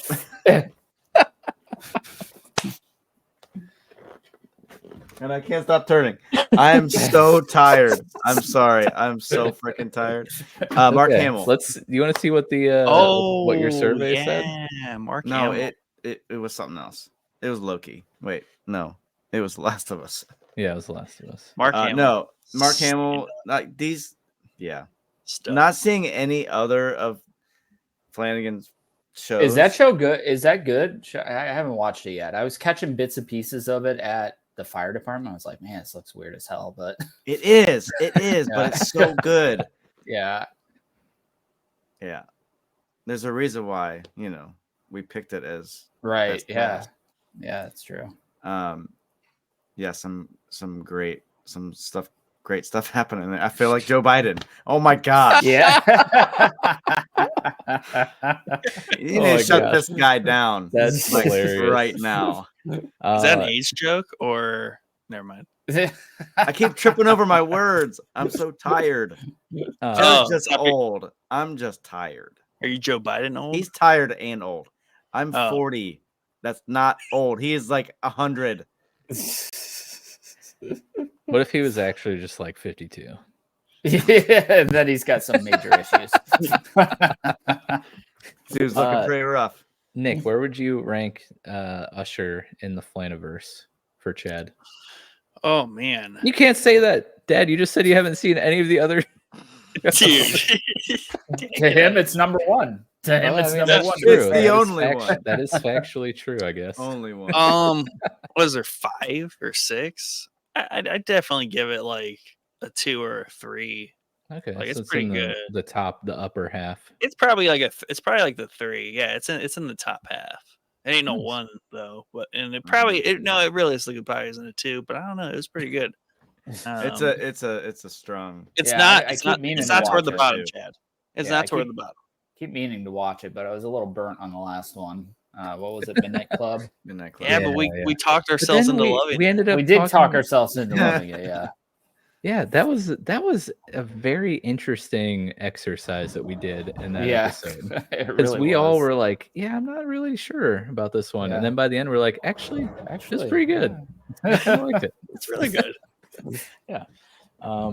That's awesome, Chad. Your nominees and pick. Yes. So my nominees are The Last of Us, obviously. Talked about it already. Ahsoka, same thing. And Oppenheimer.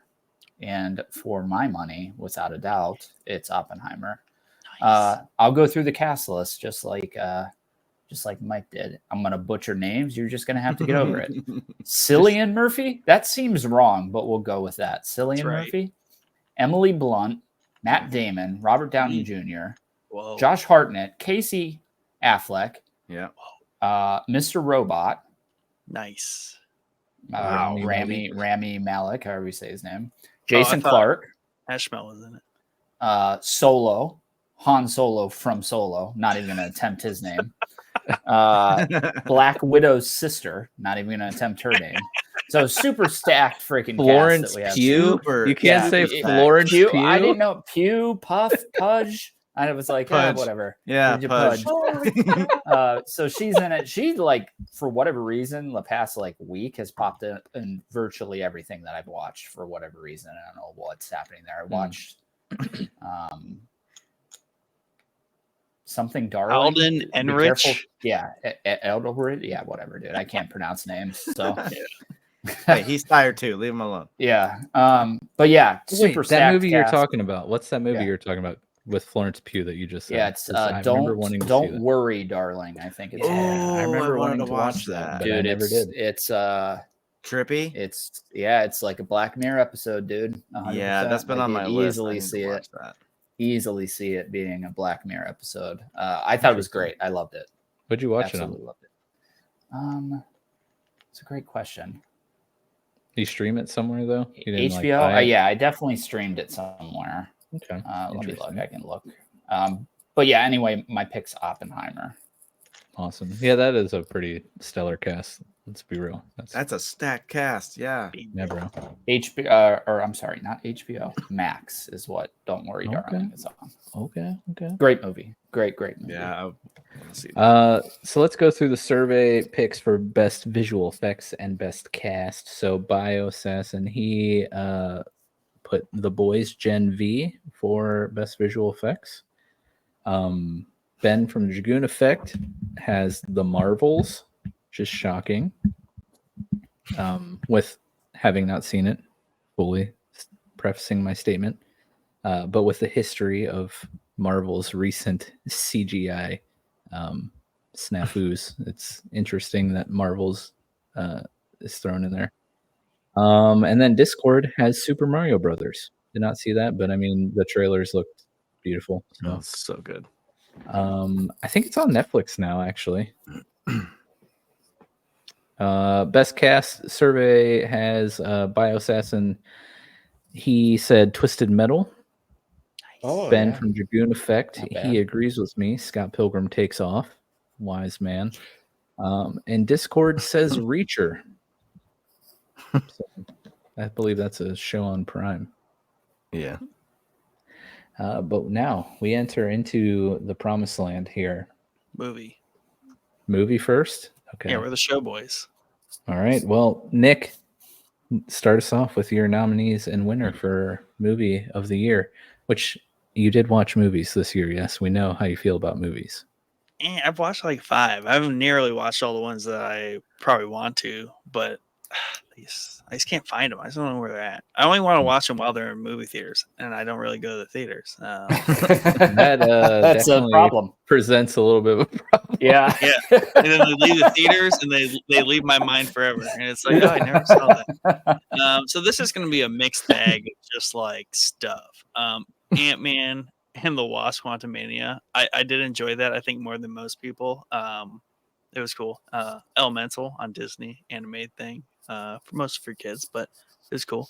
Top Gun Maverick, obviously very sweet movie.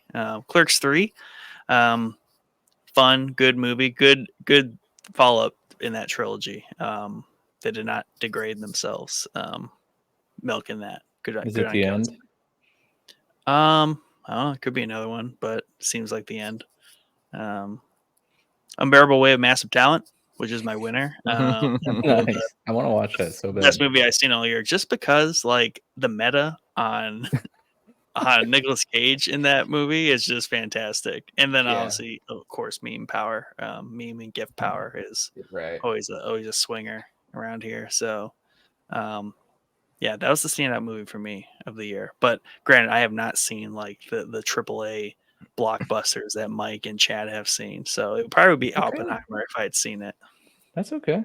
We need picks like that, Nick. You know, we need the variety. You know, That's right. That's right. Dad, movie of the year. Barbie.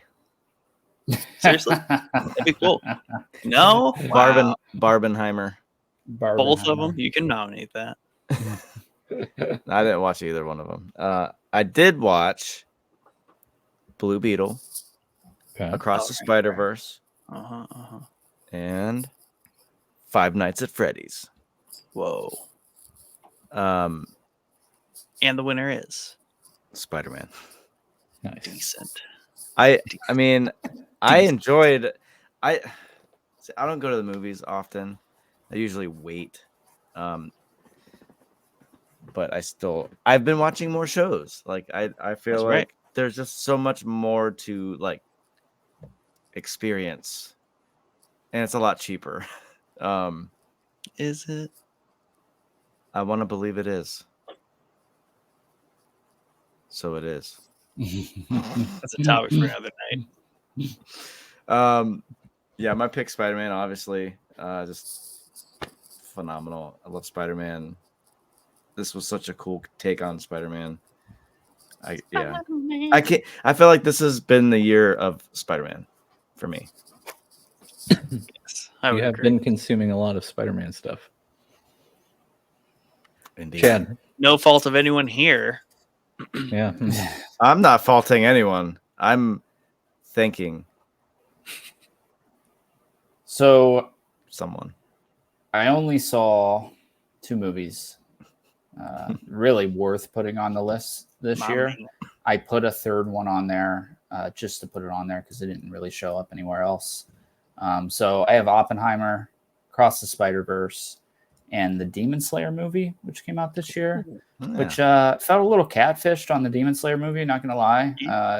They kind of sold it as a movie, and really what it is the final 2 episodes of season 2 and the first episode of season 3 put together, which is like That's funny. the biggest money grab thing I've ever seen, but still cool to go to the movies with Brady and see it. And it was exciting to get to see because we had been waiting for so long for season 3 that it was cool to see the first episode on the big screen. But my pick easily goes to Oppenheimer. I'm a huge science guy, so this movie is like awesome. I spend an absurd amount of time listening to physicists talk, like whether it be on podcasts or YouTube videos or whatever. So it was really cool to see like very famous astrophysicists and physicists that worked on the project. Ernest Lawrence in the movie, Edward Teller, the father of the hydrogen bomb, Albert Einstein's in the movie, Heisenberg is discussed in the movie. Enrico Fermi, who I didn't even know was involved in the project in the slightest bit. I know him from the freaking Fermi paradox, which is like a paradox he came up with to try to explain why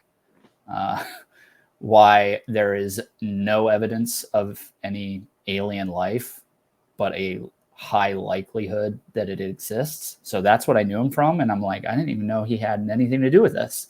That's all I knew. I thought he just talked about aliens, but here we are. But yeah, I mean, star-studded cast.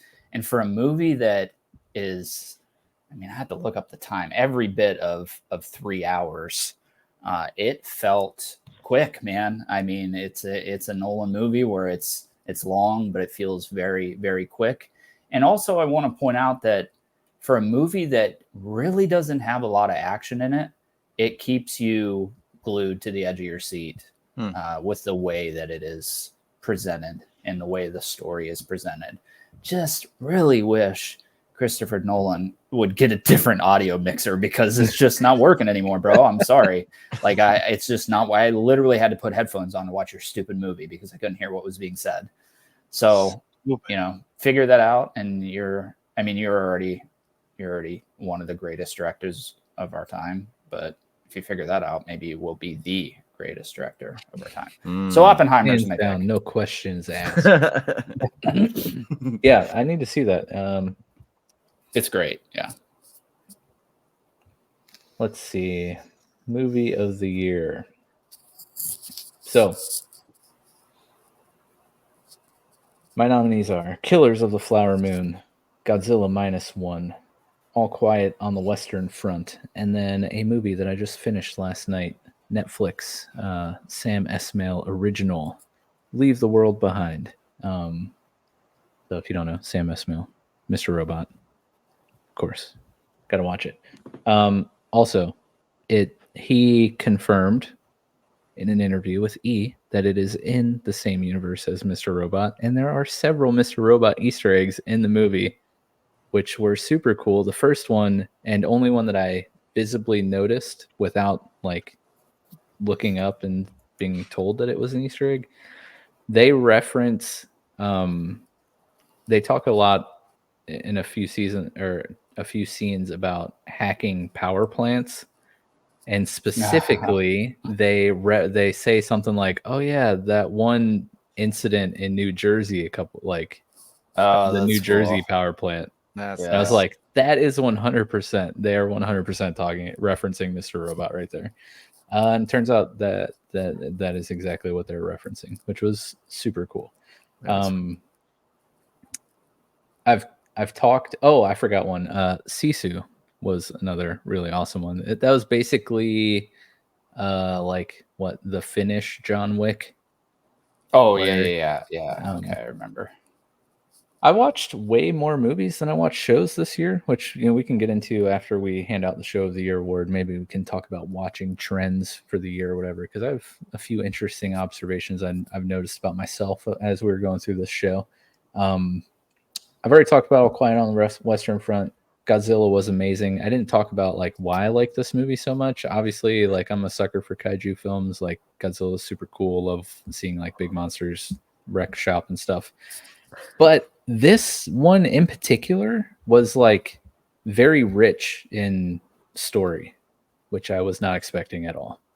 And it was like, I hesitate to use the word deep, so I'll just use rich again, but it was also emotionally rich. I was very, very shocked, surprised, and pleased by everything else that surrounded just Godzilla in this movie. Thought it was great. And it's getting a lot of hype on the internet, and I think deservedly so. Sometimes that stuff, people are just hopping on the bandwagon of the hot topic of the moment, but I think Godzilla -1 deserves the hype it's getting. Sisu is really cool. It's just John Wick but killing Nazis, which it was a cool movie. But this one is a toss-up between Leave the World Behind, which very, I guess I'll talk about this because I haven't mentioned much about it, but it's very Esmail-like. It has all of the cool cinematography things that you came to know and love and appreciate from Mr. Robot, with like the positions of the actors and the shots and the use of colors to convey, certain tropes and feelings and emotions.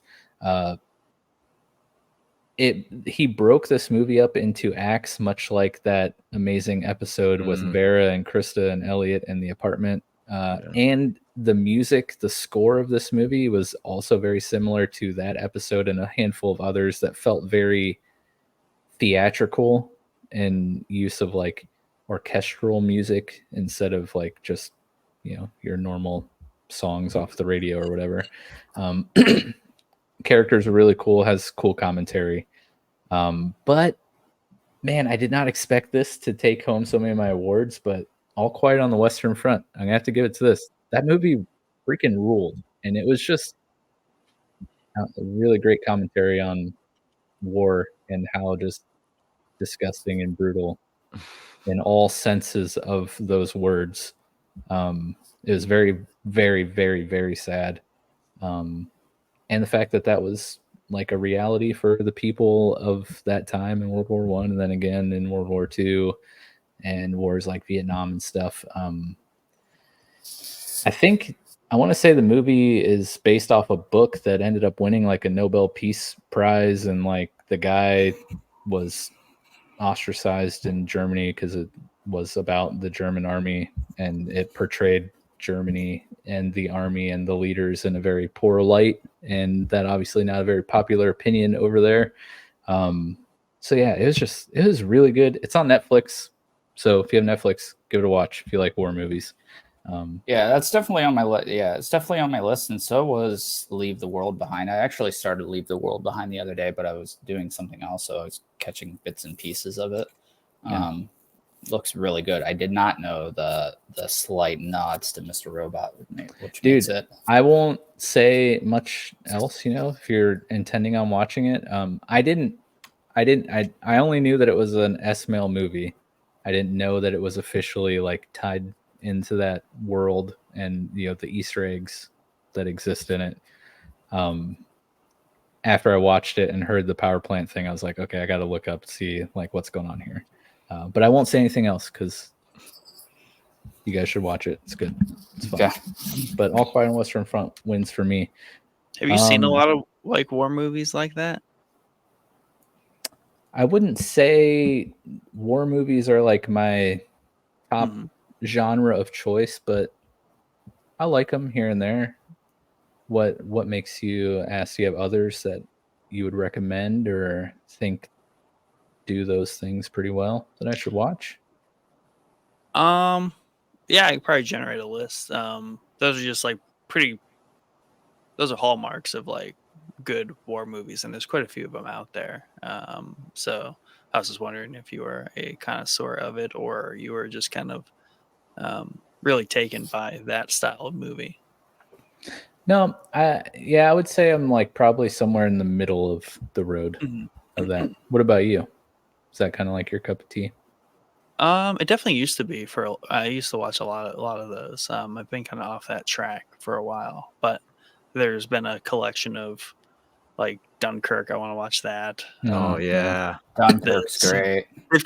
I feel like they've kind of they're swinging back into those movies. There's a little bit of a lull there. In 2000s, they were really, really popular. Yeah. 90s, things like that. So there's a collection that I need to catch up on. Yeah, dude, I'd be happy to look at a list for sure. Maybe that'd be something cool to throw in Discord for everyone. All right, the time is here. Oh wait, let's do the survey movie of the year. I keep forgetting about this.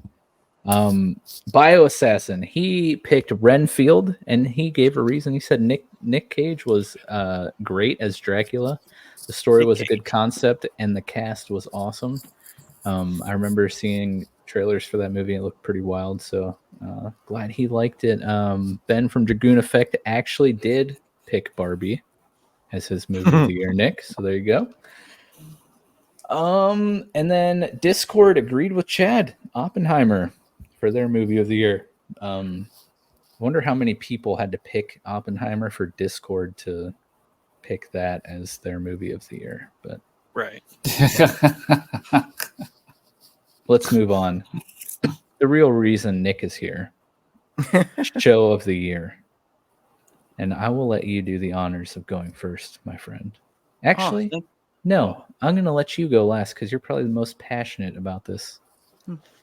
So, Chad, why don't you start? I think you should go first. You haven't I'll gone go first first at all. Okay. Yeah. All right. I'll do that. Thank you, sir.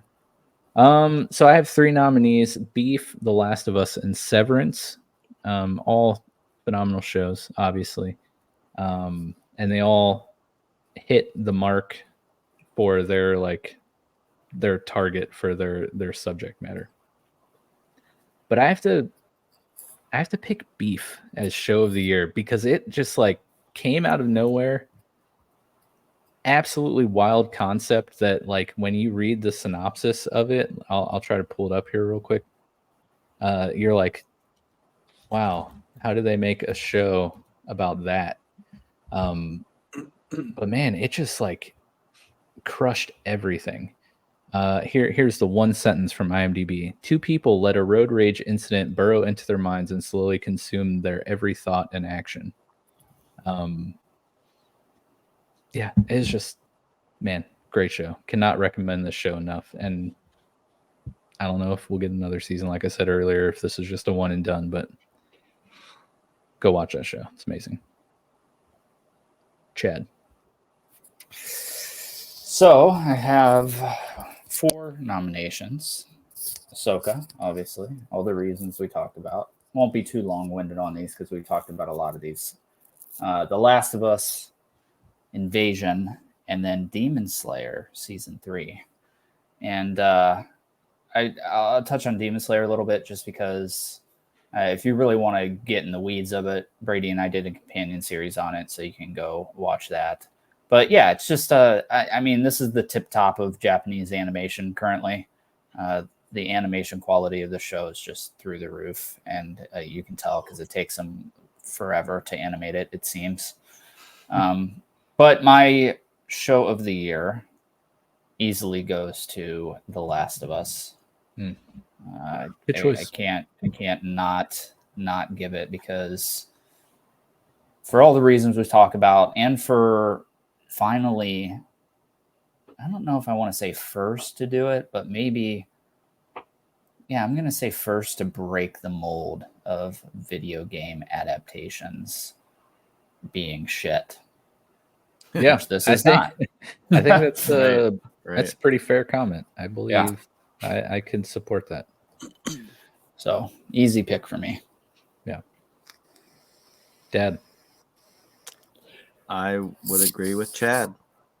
Last of Us takes it. I mean, there are a lot of good contenders, but there's so much The Last of Us does that the others don't.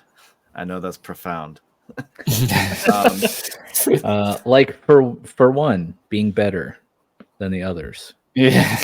Yeah. Most important thing. The emotional pulling. See, I know you guys felt like the ending was rushed. Did that you play part- the game, Dad? I can't remember. No, Okay. I need to, and I think I would understand more why you're saying that. Yeah. But dude, it felt so intense and such a raw emotion from Joel. Like, I know we've talked about this before, but just his rage coming out was a beautiful thing to see. Like, Yeah. and I know it wasn't his daughter, but he had daughter issues, and he felt like he had to go get her. But yeah, I mean, I can understand. Like, I do get the disconnect, because when you played it, you're essentially Joel. Yeah. And that gets taken away from you in this. But no, for me, it was tough, but it was also kind of easy because I just loved it. And I'm actually working on a second watch of this. Yeah, I've been meaning to go back and rewatch it. It's I think the thing that makes it stand out in adaptations is how faithful it is to the game.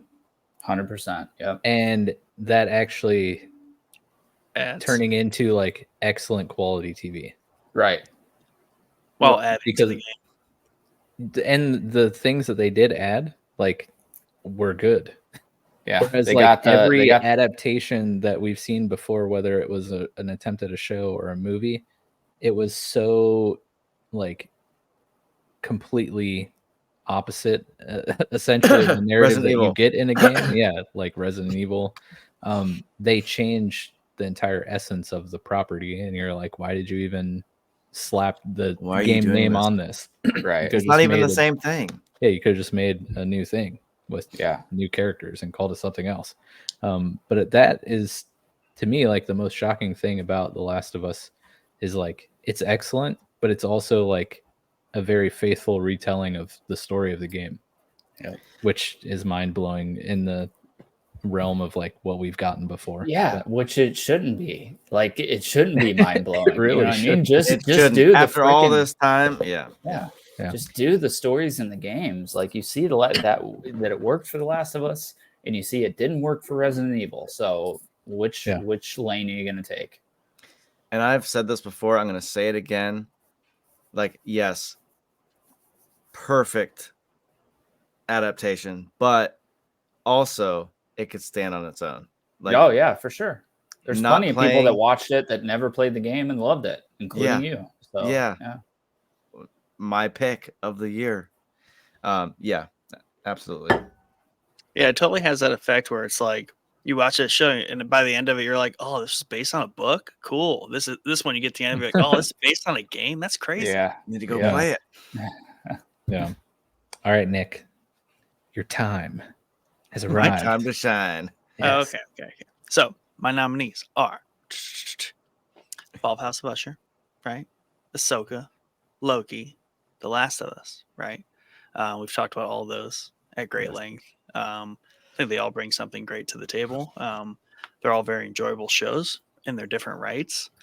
But the winner, What? notice, those are the nominees. The winner, of course, is Blue Eye Samurai in this category Ooh. because it hits a lot of good notes for me. I'm a sucker for came out of nowhere, was not Yeah. on my schedule of things to watch, and I watch it and I'm instantly hooked on it. Yes, You're Dad. welcome. Yeah, thank you, Dad.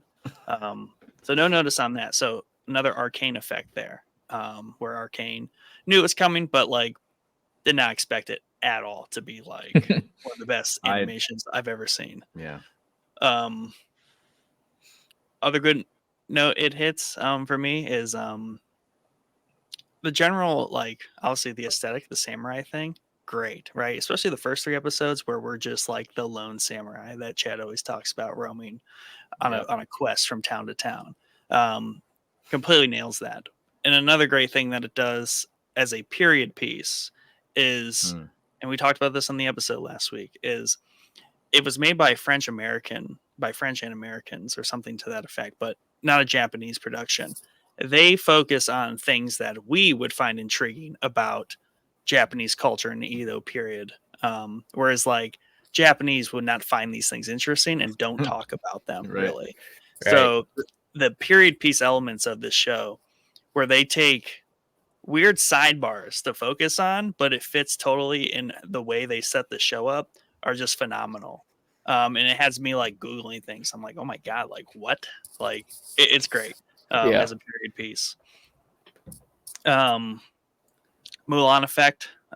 Big fan of Mulan, big fan of that whole kind of narrative. And obviously the animation style was just like out of the world. So it just did a lot of great marks for me. So good. So like it's hard to say like show of the year because usually a show of the year you turn to everyone and say you need to go watch this. Selectively, anyone that I know would want to watch this, I turn to them and go and say go watch that. I've already done that. A lot of people have already seen it. So I just like that it's a knockaway for a lot of people too. I don't know, dude. I've recommended this show to people that have never even heard of anime and they loved it. So nice. Yeah. Nice. I love how our picks, Nick, were both shows that like we didn't even know existed. Yeah. Right. Yeah. Like I found Beef like scrolling through Netflix. I was like, oh, what's this? Beef. Let's give this a shot. You know, like didn't know anything about it. You didn't. Yeah. Wendy's, where their hamburgers come from. You didn't know anything about Blue Eye Samurai. I just think it's cool that those picks end up being our shows of the year. Yeah. It's always nice being pleasantly surprised by stuff like that. Good news. They have announced the second season. They have. I've seen that floating around out there. Officially, yep. Yeah. So there you go. Oh, survey show of the year. Bio Assassin, his show of the year. Twisted Metal. Twisted Metal is not a bad pick, man. I dug it, to be honest. The show hit so many nostalgia buttons. It was very funny and way more gore than what I expected. Not gonna lie, a little shocked about that. That also got picked up for a second season. What is it? Is it Paramount? Twisted Metal? It is it's like one of the Peacock. P's? Yeah, it's Peacock. Yeah. Okay. Ben from Dragoon Effect, his show of the year, Lessons in Chemistry. Don't know what that's on, and he didn't give a reason why, but that's his pick, Lessons in Chemistry. And then Discord, their show of the year would be The Last of Us. So there you go. There you go. 2023 year in review, What's Watching Awards here for Showboys. But like I said, as we were going through this, I noticed kind of like a trend for me in my, this is still the year in review, so this is fair game to talk about. Notice a trend in my watching habits this year. First off, way lower than previous years because I was in the middle of a fundamentally huge life change from moving from the top of the Excuses. United States to the bottom of the United States. Yeah. So my time and mind were a little preoccupied with a lot of things for basically until September.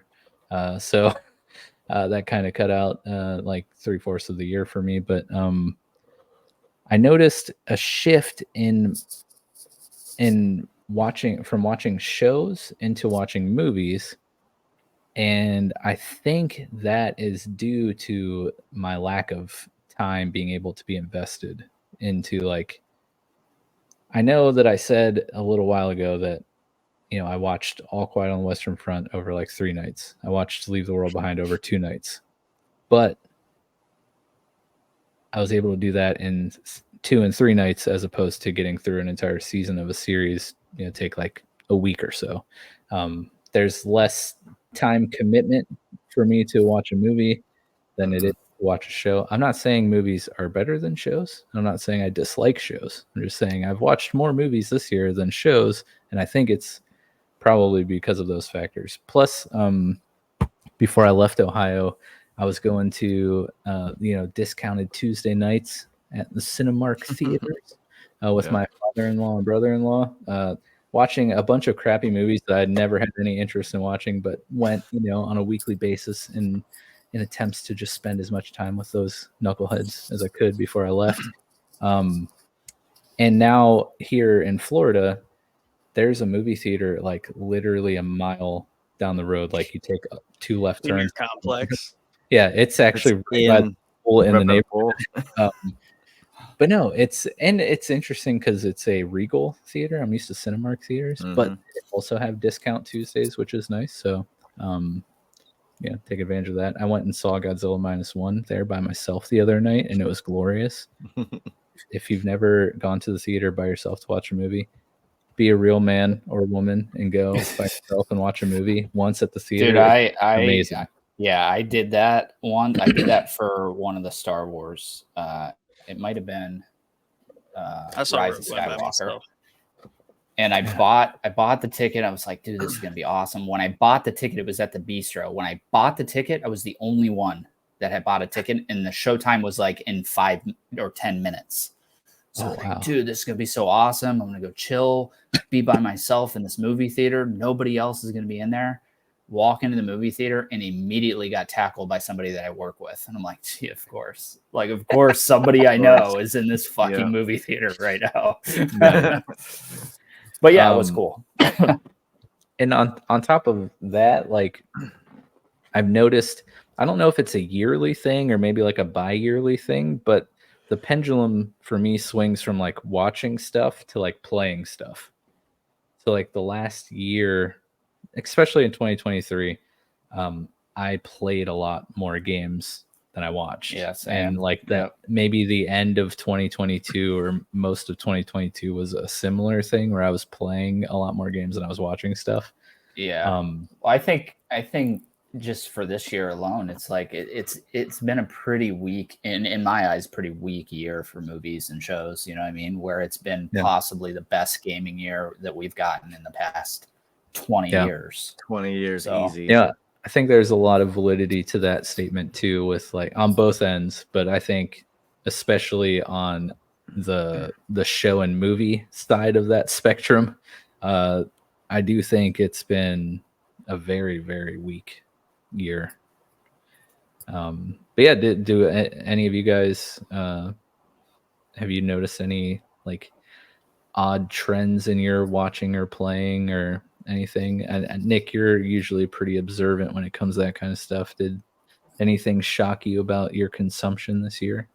I've just really like, I think it's a combination of just a lot of things, but I've really kind of just almost like exclusively shows at this point. Like my backlog of movies is just insurmountable at this point. It used to be someone that kept up with that kept up with your, at least your nominations and at least your winners, right? For like Oscars and everything like that. So like Oppenheimer, all those would be like way up there on my list to watch. Like that's how I was in college.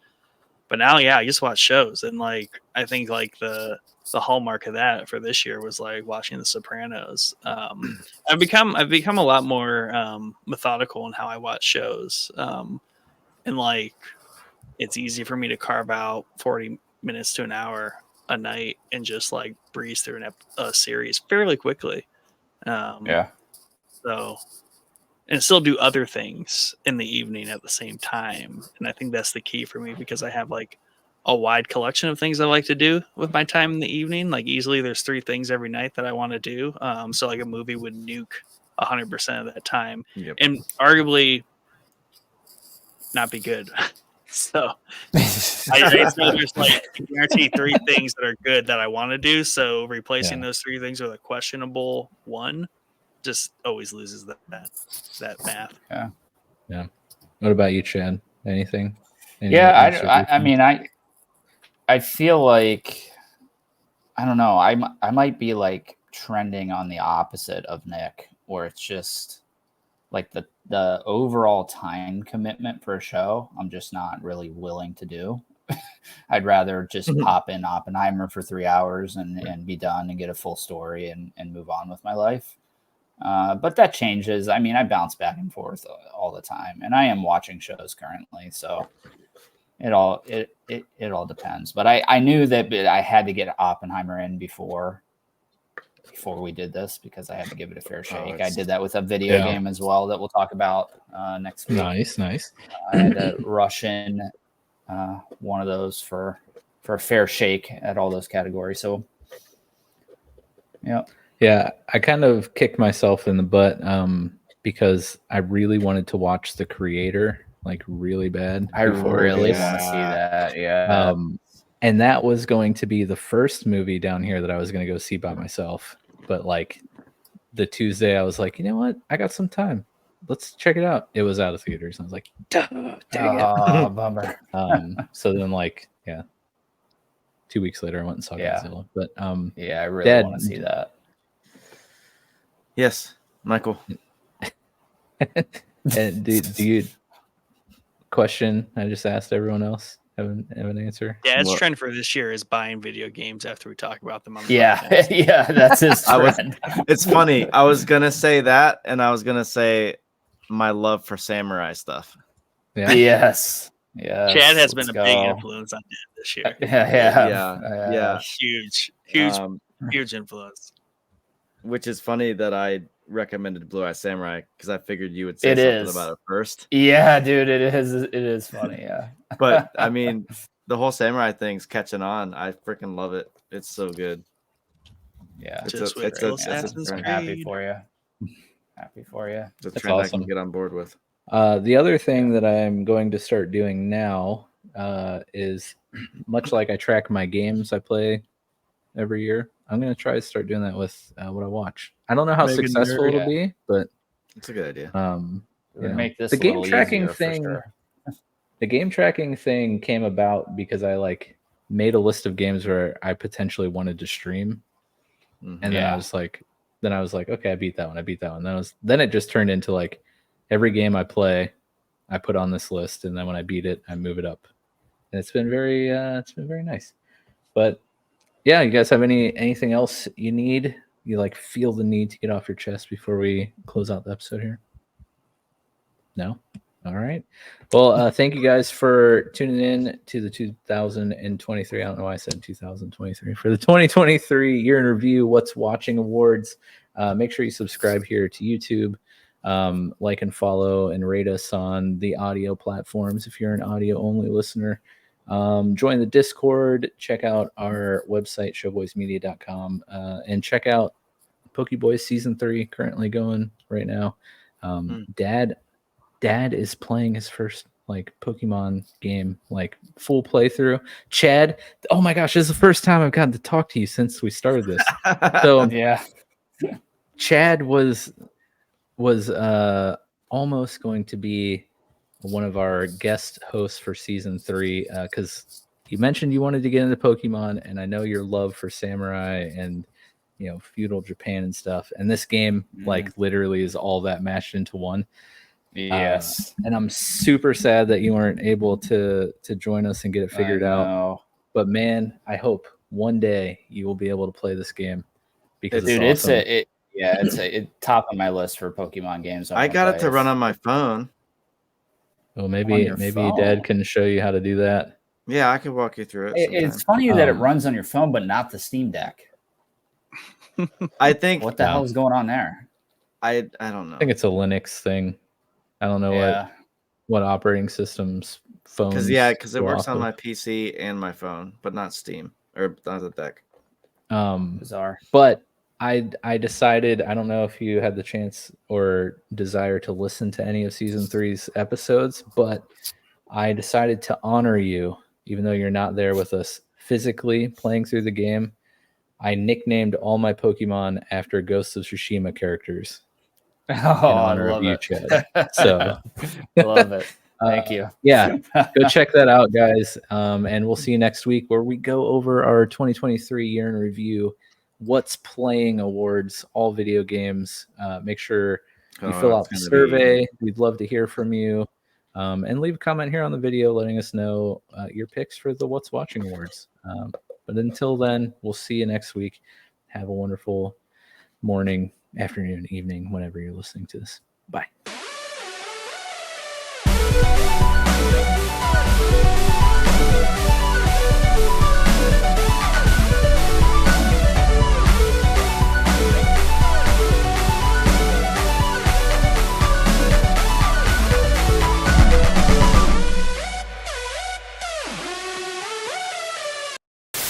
We know what we're doing. Do you know what you're doing, Mike? Apparently not. We've been growing in our skills. Go listen to Poke we've been Boys. Police. Meaning to have your review here. Year-end review, Michael. Oh, I mean, that is the episode tonight, right? It's actually we're actually just reviewing each other and not. We don't discriminate by sex, race, or ethnicity, but we do discriminate by geography, and Florida sucks.